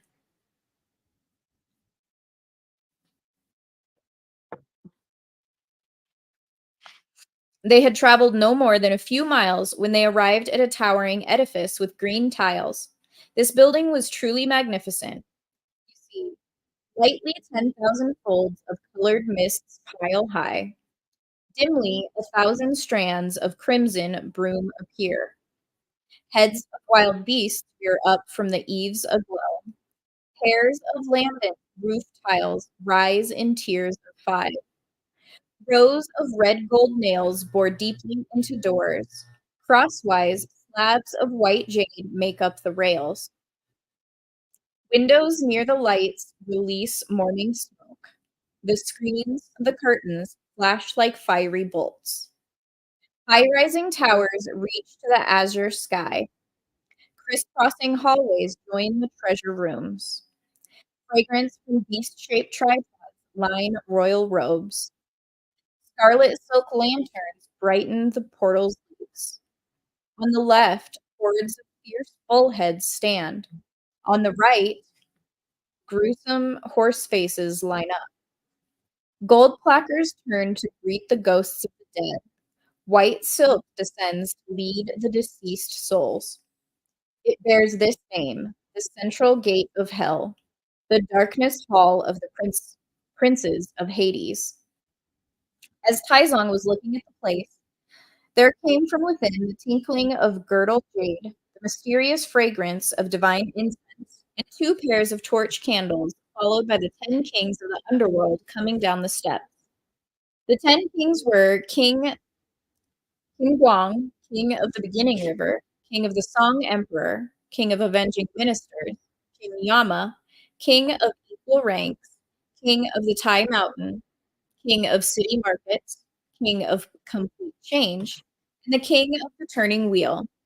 Coming out of the treasure hall of darkness, they bowed to receive Taizong, who, feigning modesty, declined to lead the way. The 10 kings said, "Your Majesty is the emperor of men in the world of light, whereas we are but the kings of spirits in the world of darkness. Such are indeed our appointed stations, so why should you defer to us?" "I'm afraid that I have offended all of you," said Taizong. "So how can I dare to speak of observing the etiquette of ghosts and men, of light and darkness?" Only after much protestation did Taizong proceed into the Hall of Darkness. After he had greeted the 10 kings properly, they sat down according to the places assigned to hosts and guests. After a little while, King Guang folded his hands in front of him and came forward, saying, "The dragon spirit of the Jing River accuses your Majesty of having him slain after promising to save him. Why?" "I did promise him that nothing would happen," said Taizong, "when the old dragon appealed to me in my dream at night. He was guilty, and was condemned to be executed by the human judge Wei Zhang. It was to save him that I invited Wei Zhang to play chess with me, not anticipating that Wei Zhang could have performed the execution in his dream. That was indeed a miraculous stratagem, devised by the human judge, and, after all, the dragon was also guilty of a mortal offense. I fail to see how I am to blame." When the 10 kings heard these words, they replied, bowing, "Even before that dragon was born, it was already written on the book of death, held by the star of South Pole, that he should be slain by a human judge. We have known this all along, but the dragon lodged his complaint here and insisted that your Majesty be brought down so that his case might be reviewed by the 3 tribunes. We have already sent him on his way to his next incarnation through the wheel of transmigration. We regret, however, that we have caused your Majesty the inconvenience of this journey, and we beg your pardon for pressing you to come here." When they had finished speaking, they ordered the judge in charge of the books of life and death to bring out the record quickly so they could ascertain what the allotted time of the emperor was to be. Judge Kui went at once to his chamber and examined, one by one, the pages preordained for all the kings in the world that were inscribed in the books. Startled when he saw that the great Tang Emperor Taizong of the South Jambudipa continent was destined to die in the 13th year of the period Zhenguan, he quickly dipped his big brush in thick ink and added 2 strokes before presenting the book. The 10 kings took one look and saw that 33 years was written beneath the name Taizong. They asked in alarm, "How long has it been since your Majesty was enthroned?" "It has been 13 years," said Taizong. "Your Majesty need have no worry," said King Yama, "for you still have 20 years of life. Now that your case has been clearly reviewed, we can send you back to the world of light." When Taizong heard this, he bowed to express his gratitude as the 10 kings ordered Judge Kui and Grand Marshal Chu to accompany him back to life. Taizong walked out of the Hall of Greatness. Doing that again. Taizong walked out of the Hall of Darkness and asked, saluting the 10 kings once again, "What's going to happen to those living in my palace?" "Everyone will be safe," said the 10 kings, "except your younger sister. It appears that she will not live long." "When I return to the world of light," said Taizong, bowing again to thank them, "I have very little that I can present to you as a token of my gratitude. Perhaps I can send you some melons or other kinds of fruit." Delighted, the 10 kings said, "We have eastern and western melons here, but we lack southern melons." "The moment I get back," said Taizong, "I shall send you some." They bowed to each other with hands folded and parted. The marshal took the lead, holding a flag for guiding souls, while Judge Kui followed behind to protect Taizong. They walked out of the region of darkness, and Taizong saw that it was not the same road. He asked the judge, "Are we going on the wrong way?" "No," said the judge, "for this is how it is in the region of darkness. There is a way for you to come, but there is no way out. Now we must send your Majesty off from the region of the Wheel of Transmigration, so that you can make a tour of hell as well as be sent on your way to reincarnation." Taizong had little alternative but to follow their lead. They had gone only a few miles when they came upon a tall mountain. Dark clouds touched the ground around it, and black mists shrouded the sky. "Mr. Kui," said Taizong, "what mountain is this?" The judge said, "It's the mountain of perpetual shade in the region of darkness." "How can we go there?" asked Taizong fearfully. Your Majesty need not worry, said the judge, for your subjects are here to guide you. Shaking and quaking, Taizong followed the two of them and ascended the slope. He raised his head to look around and saw that its shape was both craggy and curvate, and its form was even more tortuous. Rugged like the Shu peaks, tall like the Lu summits, it was not a famed mountain in the world of light, but a treacherous place in the region of darkness. Thickets of thorns sheltered monsters. Tiers of stone ridges, tiers of stone ridges harbored demons. No sound of fowl or beast came to one's ears. Only ghosts or griffins walked before one's eyes. The howling cold wind, the endless black mist. The howling cold wind was the huffing of infernal hosts. The endless black mist was the puffing of demonic troops. There was no scenic splendor, though one looked high and low. All was desolation when one stared left and right. At that place there were mountains, and peaks, and summits, and caves, and streams. Only no grass grew on the mountains, no peaks punctured the sky, no travelers scaled the summits, no caves ever harbored the clouds, no water flowed in the streams. They were all specters on the shores and bogies beneath the cliffs. The phantoms huddled in the caves, and lost souls hid on stream floors. All around the mountain, bullheads and horse faces wildly clamored. Half hidden and half in sight, hungry ghosts and needy souls often wept. The judge in quest of souls, in haste and fury, delivered his summons. The guard who chased the spirits snorted and shouted to present his papers. The swift of foot, a boiling cyclone. The soul snatcher, a spreading dark mist. Had he not trusted in the judge's protection, Taizong would have never made it across this mountain of perpetual shade. As they proceeded, they came to a place where there were many halls and chambers. Everywhere they turned, melancholy cries blasted their ears, and grotesque sights struck terror in their hearts. What is this place? Asked Taizong again. The 18-fold hell, behind the mountain of perpetual shade, said the judge. What is that? Said Taizong. The judge replied, Listen to what I have to say. The hell of the rock, the hell of gloomy guilt, the hell of the fiery pit, all such sorrow, all such desolation, are caused by 1,000 sins committed in the life before. They all come to suffer after they die. The hell of Hades, the hell of tongue pulling, the hell of skin shredding, all those weeping and wailing, all those pining and mourning, await the traitors, the rebels, and the heaven baiters. He of Buddha mouth and serpent heart will end up here. The hell of grinding, the hell of pounding, the hell of crushing, with frayed skin and torn flesh, gaping mouths and grinding teeth. These are they who cheat and lie to work injustice, who fawn and flatter, deceive. The hell of ice, the hell of mutilation, the hell of evisceration, with grimy face and matted hair, knitted brow and doleful look. These are they who fleece the simple with weights unjust, and so bring ruin upon themselves. The hell of boiling oil, the hell of grim darkness, the hell of the sword mountain. They shake and quake, they sorrow and pine, for oppressing the righteous by violence and fraud. They now must cower in their lonely pain. The hell of the pool of blood, the hell of Avicii, the hell of scales and weights, all the skins peeled and bones exposed, the limbs cut and the tendons severed, are caused by murder stemming from greed, the taking of life of both humans and beasts. Their fall has no reversal in 1,000 years, eternal perdition without release. Each is firmly bound and tightly tied, shackled by both ropes and cords.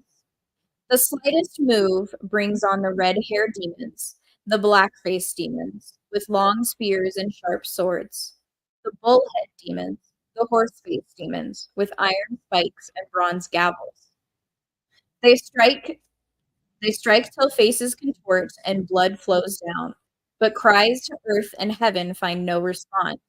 So it is that man ought not his own conscience betray, for gods have knowledge, who could get away?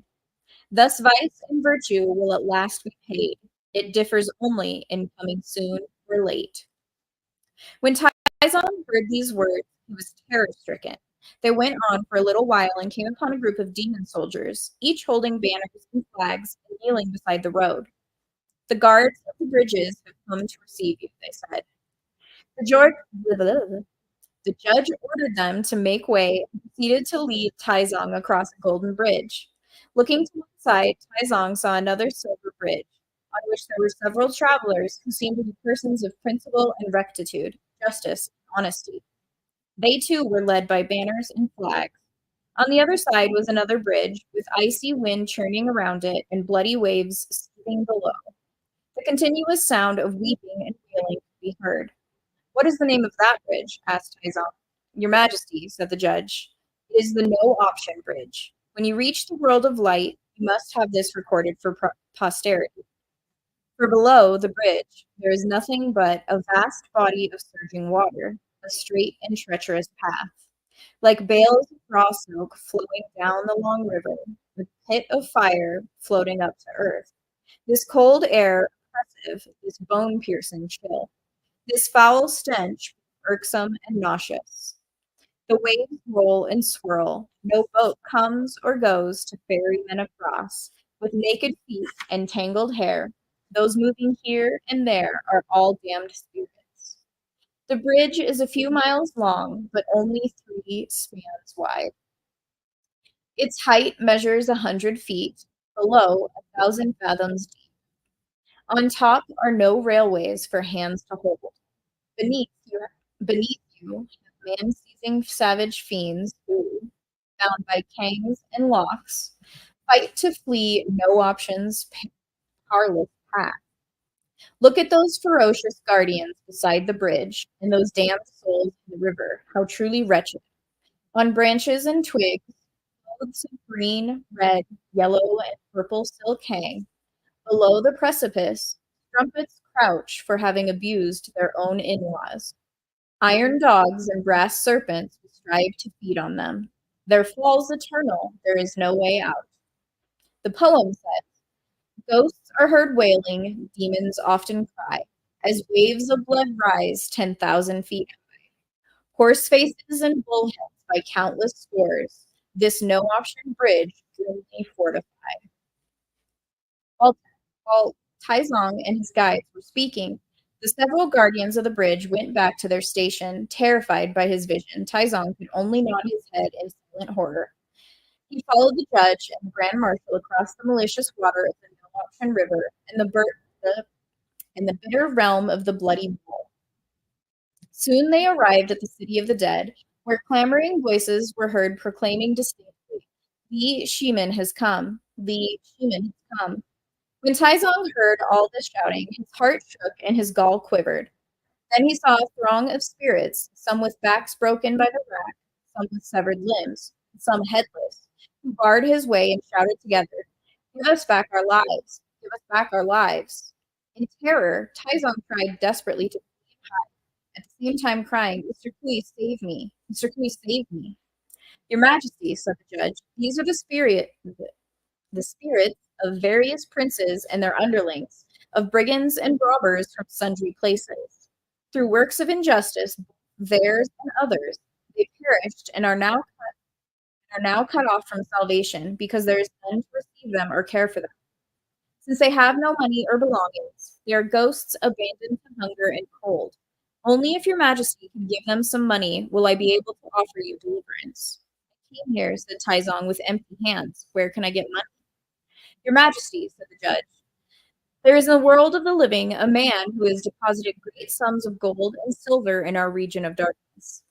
Use your name for a loan, and your lowly judge will serve as your voucher. We shall borrow a roomful of money from him and distribute it among the hungry ghosts. You will then be able to get past them." "Who is this man?" asked Taizong. "He's a man from the Taifang district in Henan province," said the judge. "His given name is Liang, and his surname is Zhang." Chang? Chang.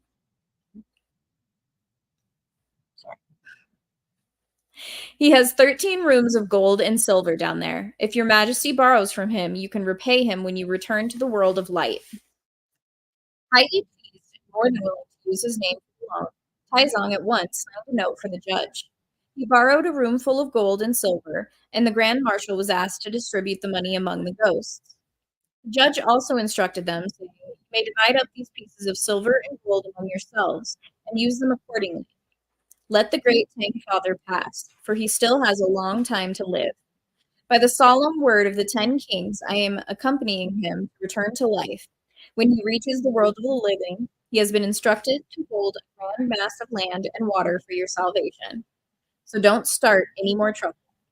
When the ghosts heard these words and received the silver and gold, they obeyed and turned back. The judge ordered the grand marshal to wave the flag for guiding souls and led Taizong out of the city of the dead. They set out again on a broad and level path, quickly with light, airy steps. They traveled for a long time and arrived at the junction of the sixfold path of transmigration. They saw some people who rode the clouds wearing embroidered capes, and some with Taoist amulets of gold fish dangling from their waists. There were, in fact, monks, nuns, Taoists, and secular persons, and all varieties of beasts and fowls, ghosts and spirits. In an unending stream, they all ran beneath the wheel of transmigration to enter each into a predestined path. "What is the meaning of this?" asked the Tang Emperor. "Your Majesty," said the judge, "as your mind is enlightened to perceive the pervasive immanence of the Buddha nature in all things, you must remember this and proclaim it in the world of the living. This is called the sixfold path of transmigration. Those who perform good works will ascend to the way of the immortals. Those who remain patriotic to the end will advance to the way of nobility. Those who practice filial piety will be born again into the way of blessing.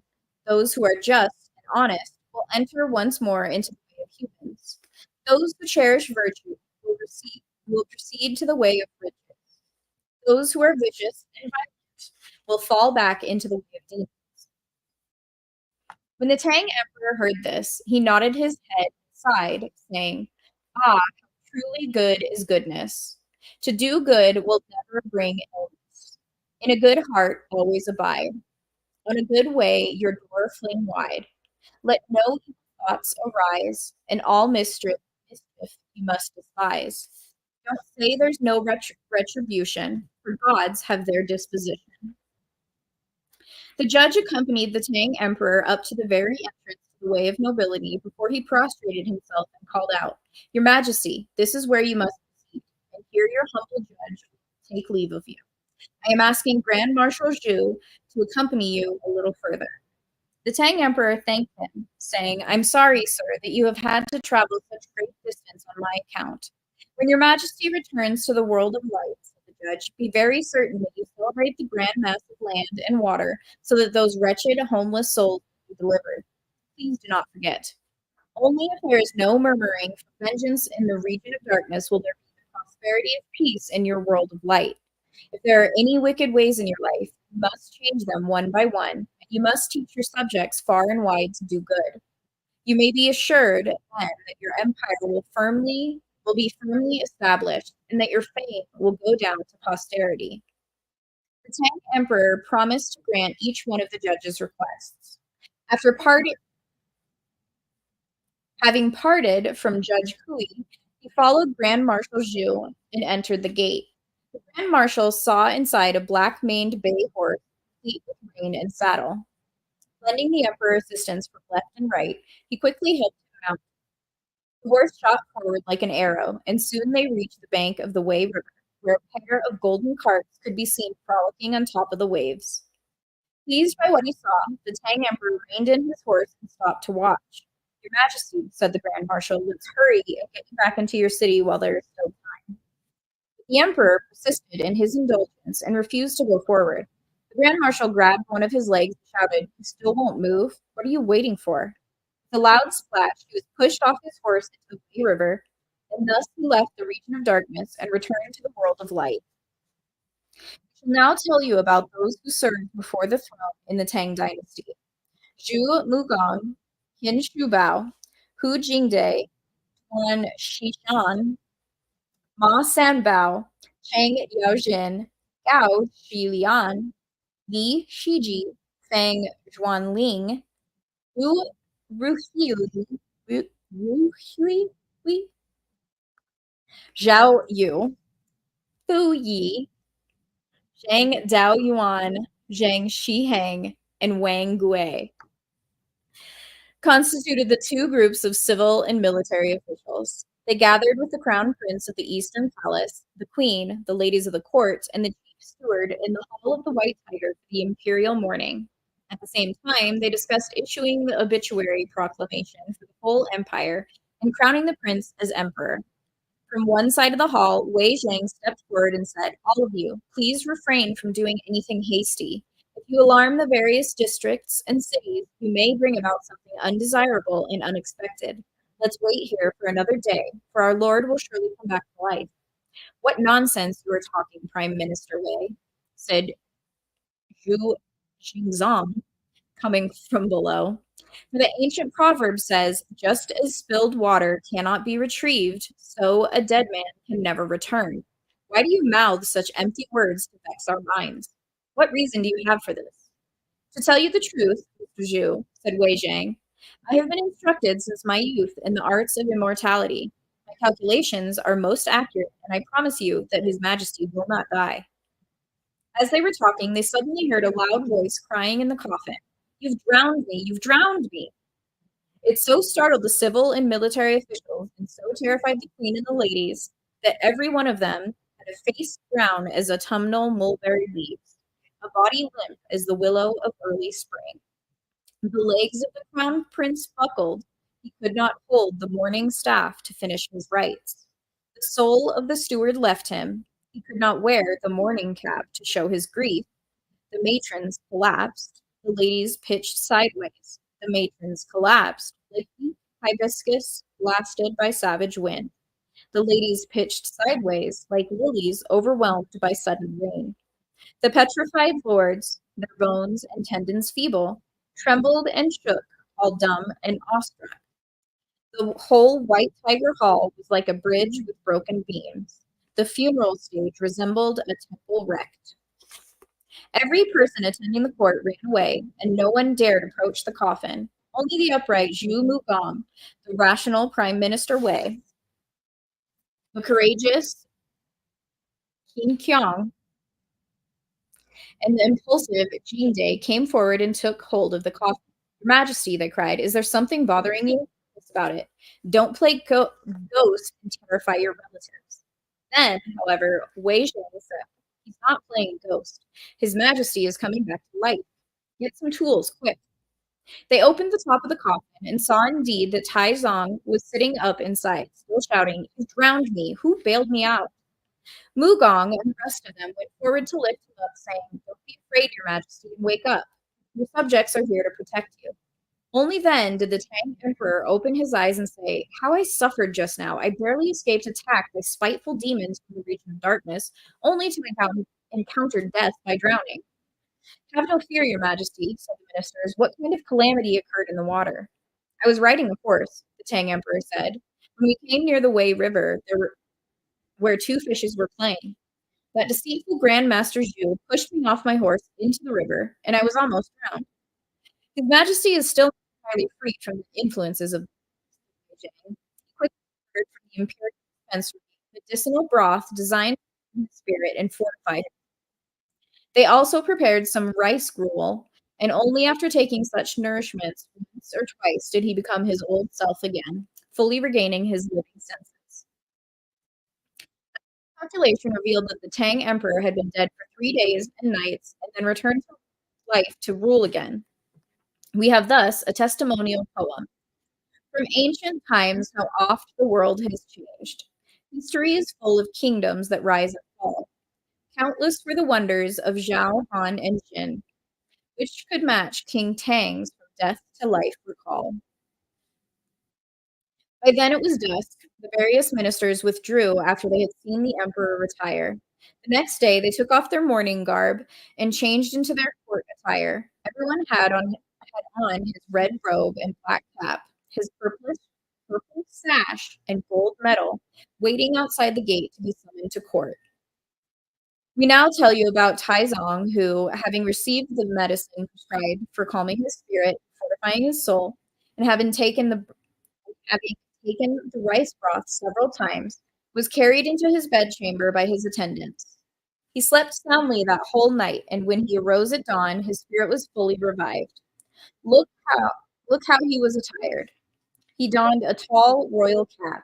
He wore a dark ochre robe. Ochre? He put on a belt of green jade from Blue Mountain. He trod a pair of empire-building carefree boots. His stunning looks surpassed anyone in court. With power to spare, he resumed his reign.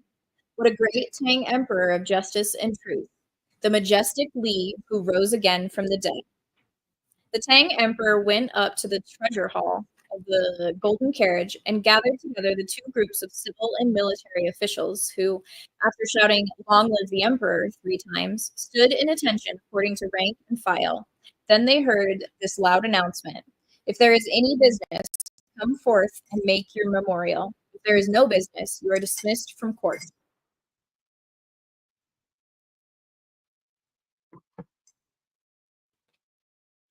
From the east came the row of civil officials, and from the west came the row of military officials. They all went forward and prostrated themselves before the steps of white jade. "Your Majesty," they said, "may we inquire how you awoke from your slumber which lasted so long?" "On that day, after we had received the letter from Wei Zhang," said Taizong, "we felt that our soul had departed from these halls, having been invited by the imperial guardsmen to join a hunting party. As we were traveling, the men and horses both disappeared, whereupon my father, the former emperor, and my deceased brothers came to hassle us. We would not have been able to escape them had it not been for the arrival of someone in black cap and robe. This man happened to be the judge Kui Jue, who managed to send my deceased brothers away." He handed Wei Zhang's letter over to him, and as he was reading it, some boys in blue came to lead us with flags and banners to the Hall of Darkness, where we were met by the 10 kings of the underworld. They told us of the Jing River Dragon, who accused us of having him slain after promising to save him. We in turn explained to them what happened, and they assured us that our case had been jointly reviewed by the 3 tribunes. Then they asked for the chronicles of life and death to examine what was to be our allotted age. Judge Kui presented his books, and King Yama, after checking them, said that heaven had assigned us a portion of 33 years. Since we had ruled for only 13 years, we were entitled to 20 more years of living. So Grand Marshal Zhu and Judge Kui were ordered to send us back here. We took leave of the 10 kings and promised to thank them with gifts of melons and other fruits. After our departure from the Hall of Darkness, we encountered in the underworld all those who were treasonous to the state and disloyal to their parents, those who practiced neither virtue nor righteousness, those who squandered the 5 grains, those who cheated openly or in secret, those who indulged in unjust weights and measurements. In sum, the rapists, the thieves, the liars, the hypocrites, the wantons, the deviates, the connivers, and the lawbreakers. They were all suffering from various tortures by grinding, burning, pounding, sawing, frying, boiling, hanging, and skinning. There were tens of thousands of them, and we could not make an end of this ghastly sight. Thereafter, we passed by the city of the dead, filled with the souls of brigands and bandits from all over the earth, who came to block our path. Fortunately, Judge Kui was willing to vouch for us, and we could then borrow a room full of gold and silver from old man Zhang of Henan to buy off the spirits before we could proceed once more. We finally parted after Judge Kui had repeatedly instructed us that when we returned to the world of light, we were to celebrate a grand mass of land and water for the salvation of those orphaned spirits. After leaving the 6-fold path of transmigration, Grand Marshal Zhu asked us to mount a horse so swift it seemed to be flying, and brought me to the bank of the Wei River. As we were enjoying the sight of 2 fishes playing in the water, he grabbed our legs and pushed us into the river. Only then did we come back to life. The various ministers heard these words. They all praised and congratulated the emperor. A notice was also sent out to every town and district in the empire, and all the officials presented gratulatory memorials which we shall mention no further. We shall now tell you about Taizong, who proclaimed a general amnesty for the prisoners in the empire. Moreover, he asked for an inventory of those convicted of capital crimes, and the judge from the Board of Justice submitted some 400 names of those awaiting death by beheading or hanging. Taizong granted them 1 year's leave to return to their families so that they could settle their affairs and put their property in order before going to the marketplace to receive their just deserts. Just deserts. I'm pretty sure it means deserts. The prisoners all thanked him for such grace before departing. After issuing another edict for the care and welfare of orphans, Taizong also released some 3,000 court maidens and concubines from the palace and married them off to worthy military officers. From that time on, his reign was truly a virtuous one, to which we have a testimonial poem. Great is the virtue of the great Tang ruler. Surpassing sage kings, he makes his people prosper. 500 convicts may now leave the prison. 3,000 maidens find release from the palace. The empire's officials all wish him long life. The ministers at court all give him high praise. Such good heart once stirred, the heavens should bless, and pass such weal to 17 generations. After releasing the court maidens and convicts, Taizong also issued another proclamation to be posted throughout the empire. The proclamation read, "The cosmos, the vast, is brightly surveyed by the sun and the moon. The world, though immense, approves not villains in heaven or on earth. If your intent is trickery, even this life will bring retribution. If your giving exceeds receiving, there's blessing not only in the life hereafter. 1,000 clever designs are not as living according to one's duties. 10,000 men of violence cannot compare with one frugal and content. If you're bent on good works and mercy, need you receive the sutras with diligence? If you intend to harm others, even the learning of Buddha is vain." From that time on, there was not a single person in the empire who did not practice virtue. Meanwhile, another notice was posted asking for a volunteer to take the melons and other fruits to the region of darkness. At the same time, a room full of gold and silver from the treasury was sent to the imperial duke of Khotan, Hu Jingde, to the Kaifeng district of Henan so that the debt to Zhang Liang could be repaid. After the notice had been posted for some days, a worthy came forth to volunteer his life for the mission. He was originally from Zhenzhou. His surname was Liu, and his given name Quan, and he belonged to a family of great wealth. The reason he came forward was that his wife, Li Quilian, happened to have given a gold hairpin from her head by way of alms to a monk in front of their house.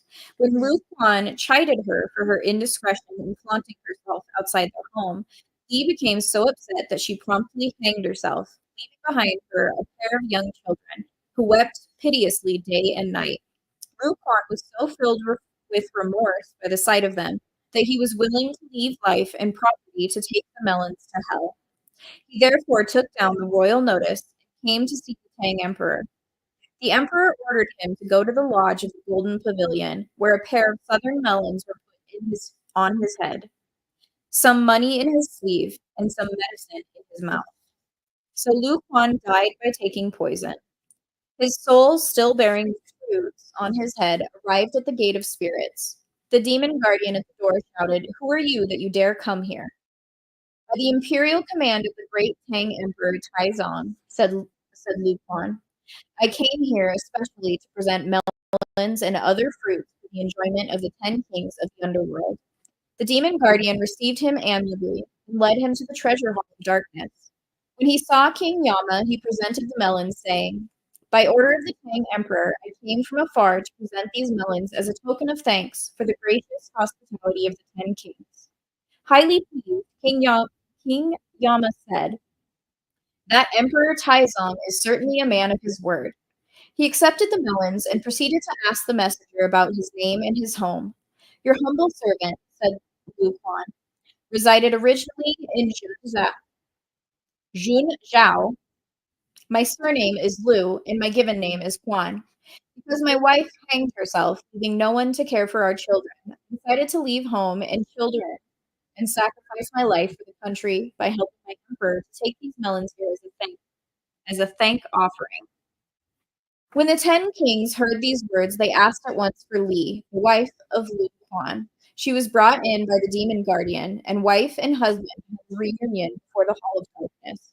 They conversed about what had happened and also thanked the 10 kings for this meeting. King Yama, I don't know what my issue is. King Yama, moreover, examined the books of life and death and found that both husband and wife were supposed to live to a ripe old age. He quickly ordered the demon guardian to take them back to life, but the guardian said, "Since Li Kulian has been back in the world of darkness for many days, her body no longer exists. To whom should her soul attach herself? The emperor's sister Li Ying," said King Yama, "is destined to die very soon. Borrow her body right away so that this woman can return to life." The demon guardian obeyed the order and led Lu Kuan and his wife out of the region of darkness to return to life.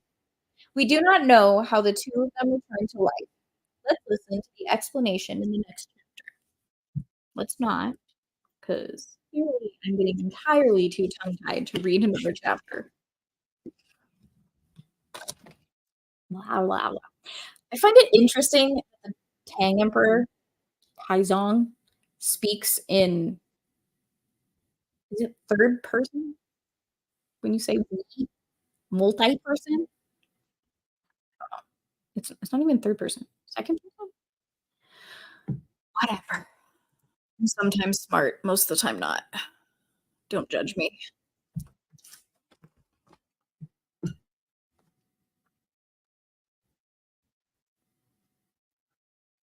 Not quite, Kel.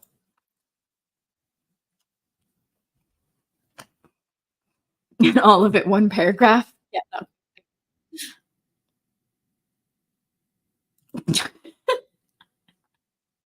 It is an interesting book, to say the least, where it's generally the same pages, but time passes kind of crazy. Sometimes it's 3 days, sometimes 500 years, as Dom proceeded to say. Yeah, Dom, never, not once. Okay, I saw this stuff. Speaking of LeBron, had to get an ESPN alert that Bronny got his first points. Ooh, he got some points. Yeah. No one freaking cares. Yes, it was kind of looked at it quick, but swiped it mid-range. Whatever. Okay, I'm just gonna stop reading because clearly you guys had my exact thoughts. Because I did not mean to say exactly what Legatus said. The royal we. Yeah. You should make a last week. Oh God, no. I'm not doing a 4-hour stream. Nah, I don't know. I'm already tired enough.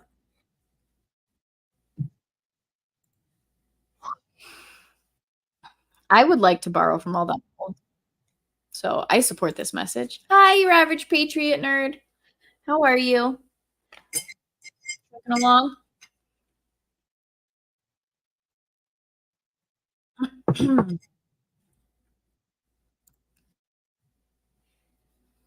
I get some food. Started to not feel very well. And I've eaten more than I normally do today. It's so weird. My phone kept going off. The refrigerator right here kept going off. Sorry for all the weird noises if you heard them.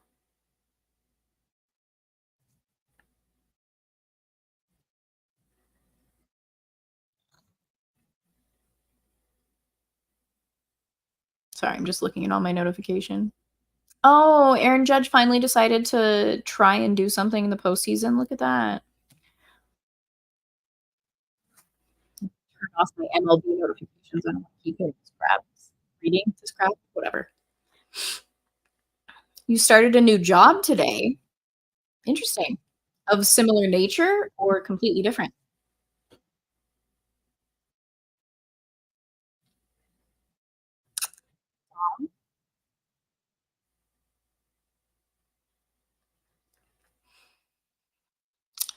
This question, I I can't. I cannot. I do not know. Probably just hot dogs. So all beef, baby. Yep. What I said. Or I do have leftover taco meat. Maybe I'll have a taco bowl. We'll see.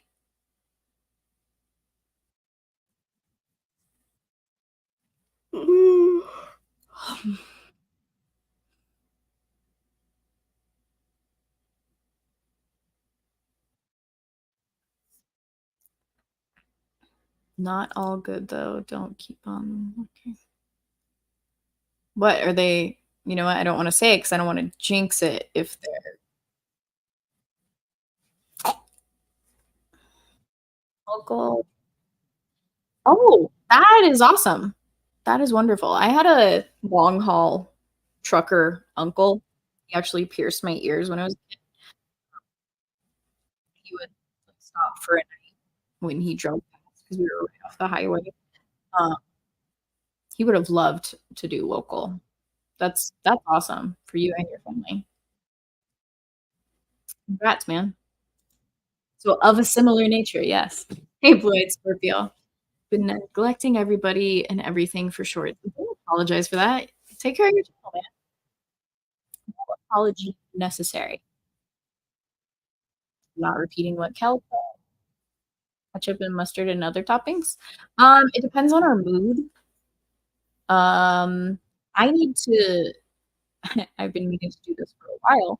Make homemade ketchup because I put entirely too much sugar in store-bought ketchup. Um, and I don't like sugar, nor do I like copious amounts of sugar. So, uh, I put ketchup, mustard, and cheese. My brother just puts cheese, and then we have some keto bread cups. If you're unaware, Dom is aware. I talk about it frequently enough, but whatever. I am carnivore with a side of keto in my diet, so as much as possible. I don't really consider it like a diet, like I'm going on a diet. It's just my daily diet or my lifestyle. Um, so I don't beat myself up if I have a cheat day or a cheat meal, things like that. Because if you don't treat it that way, it just becomes a mental mind fuck. And I find those completely useless because it's just gonna like depress you if you fall out of like ketosis or you had too many carbs or too many calories or whatever all of the different diets are. Like it stresses your mind out.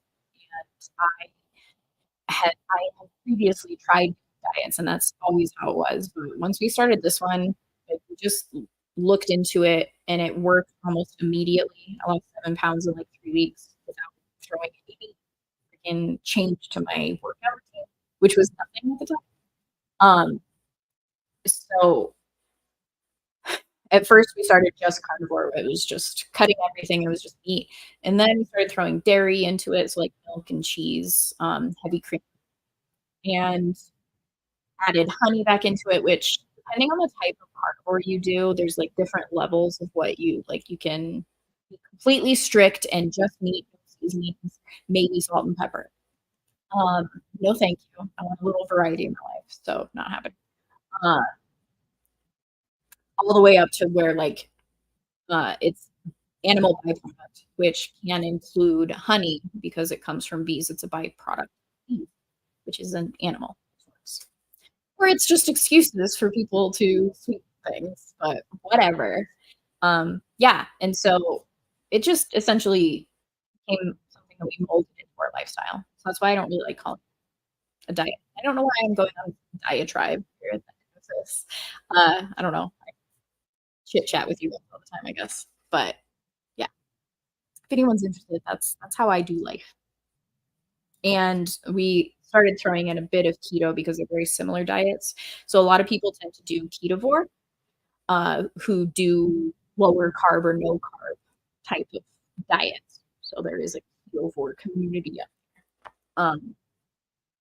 And so we threw in some like green vegetables, very small amount of carrots, like per. sitting if you do have carrots, just because like the greener the vegetable, the lower the carbs. Carrots are not really green. So yeah. Um and yeah, so you can like season everything in small portions. Like, yeah, don't beat yourself up. You'll be fine. I try to remind people of, not that I'm some guru or anything like that. That's just how I treat it. I feel like blathering on. I look at chat now.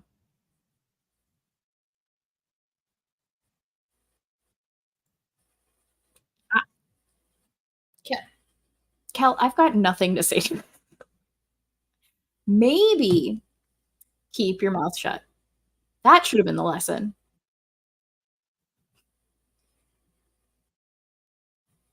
If this is a serious comment and you're like traumatized, I apologize a little.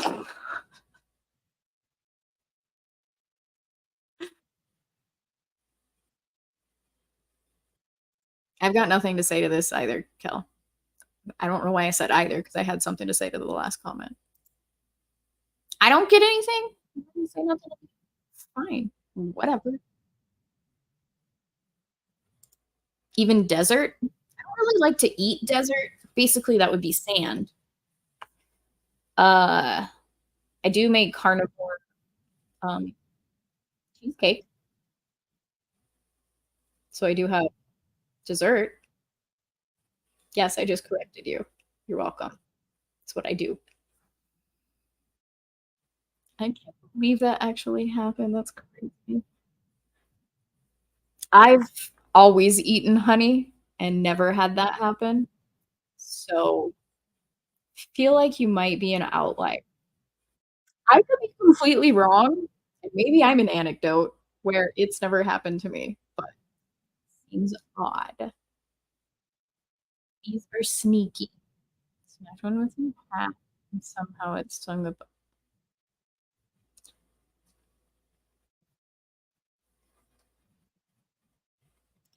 That is that's. But you're social enough to say hi to the others.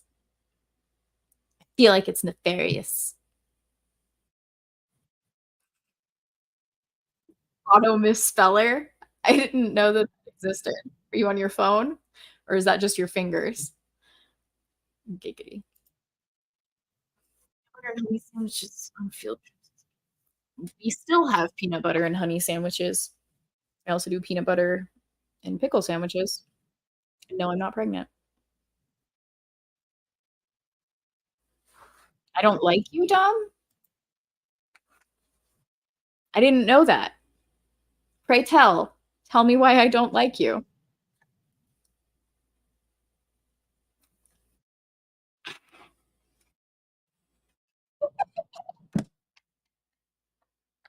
I shouldn't celebrate live, but it makes me happy. I just got a notification from my phone. I guess I don't need to turn them off now.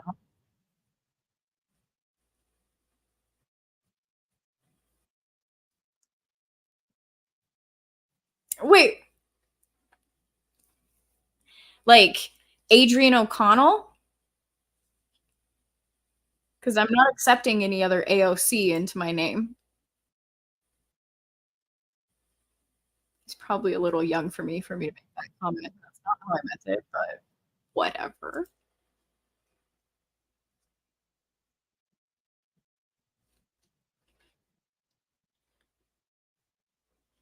I'm not gonna jinx what I just saw by verbalizing it. Send that shit out into the ether. No, I don't know what you're talking about, and I'm not going to acknowledge it. I don't know why I would be that version of AOC that's not a honey. Why would I be the other AOC? Explain to me, Cal. I'm not going to say it, Dom. You want me to jinx. Not going to happen.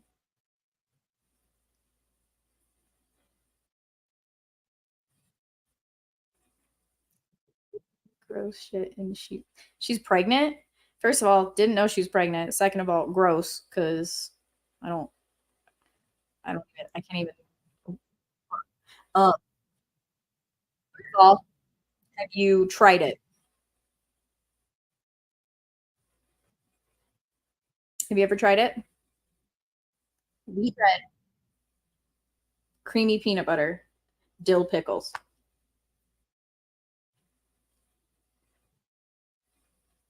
It's like a family delicacy for us. My uncle, well, my aunt would make it for my uncle's lunches for work. Yes, I'm ultra crazy about jinxes. Jinxes are real. Pickles are not gross, Kel. And at some point, um, Shock is going to try this.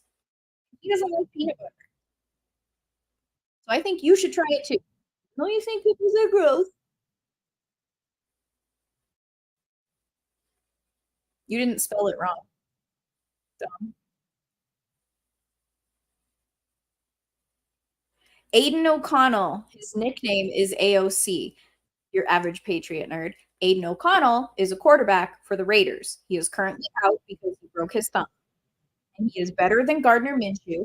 Gardner Minshew and his Minshew magic, the magic that he has is for all of his opponents because he gives them points on turnovers. That's what Minshew magic is. He is trash.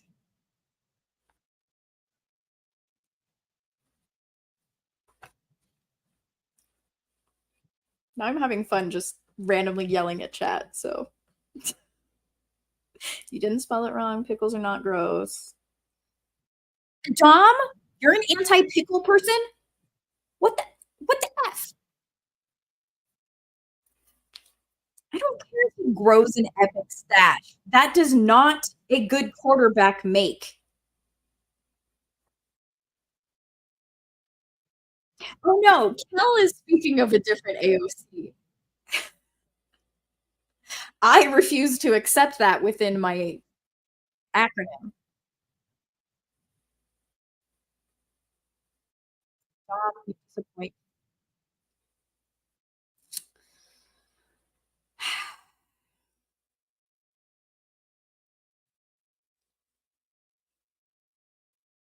All right. On that note, I think I should call it a stream and head out for the evening, everybody. It's been fun. I had a good time chatting with you guys.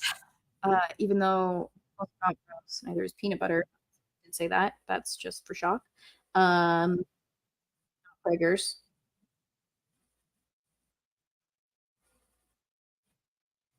See, my brother removes pickles.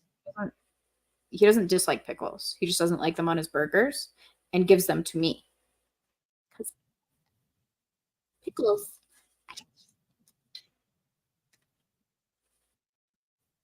How much is left on the current book? I don't remember the amount of pages. I have to go find it.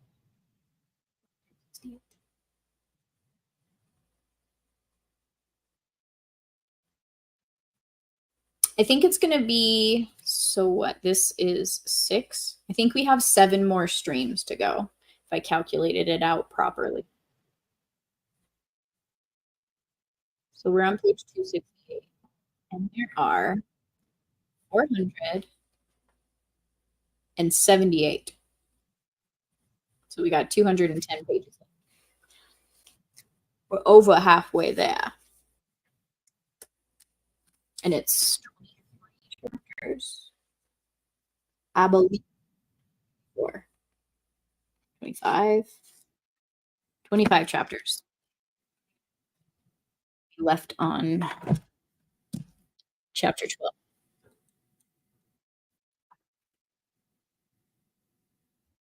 So finished by Christmas, maybe. No, I think, well, I did skip last week, so it'll be like middle November. I don't know. I can't do math. Maybe it is by Christmas. Oh God, what are you guys talking about now? Let me guess. They would rather have cucumbers. Who would rather have cucumbers? All these pickle haters? Probably. It's generally how that works. Much is left on current books. No, I'm not gonna tell you what I saw. You know what I saw, Dom.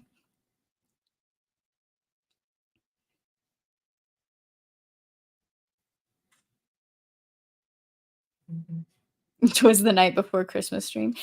I could do that, I guess. Are those Wednesdays? Like, way ahead of me if they are. I will if it is Wednesday. Oh, yeah. I don't wanna say definitely for New Year's. I'll have to think on it. I might actually do, like, a Christmas Eve type of thing, honestly, on Christmas, but New Year's, I will be in New Orleans or Florida, depending, because I am going to the Saints Rebus game, even though they both suck right now, which is on the 29th of December. So I will be traveling that week for the first. Um, I don't know if I'll be taking off the day before Thanksgiving. I will be in Montana for that, visiting family, and I might be hunting, so I might be a little too exhausted to do a stream. The holidays will be fun. If you guys want me to, maybe I'll do a poll.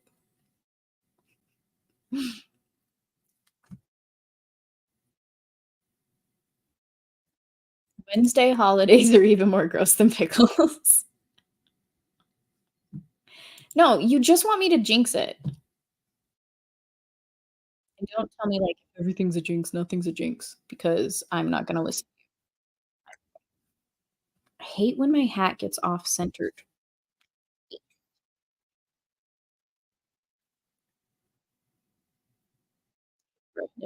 Whatever. Whatever. Nolans. No, you're not gonna get a gal gets the bead stream. Uh-huh. I will be with my brother, so definitely for that. I have been to a singular football game in my life. I was in the Marines. I was stationed in I almost said Pensacola, that is not it, Pendleton, there it is, in Cali, and they would do these things where you could, volunteer with, like, single Marine program, I think it was, um,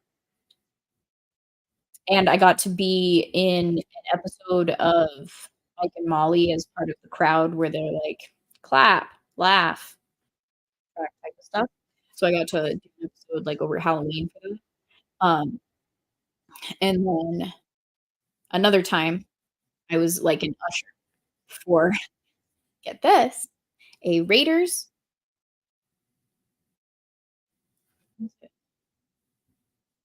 Chargers?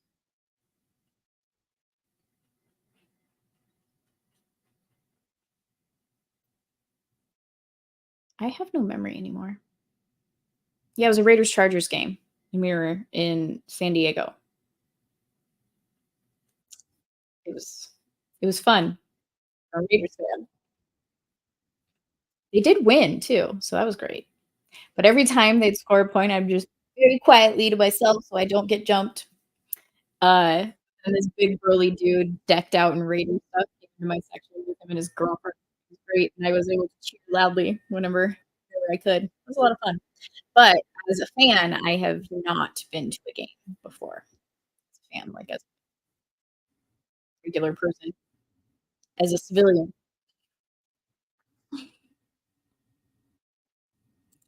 Dickens: A Christmas Carol. It will be elk and deer.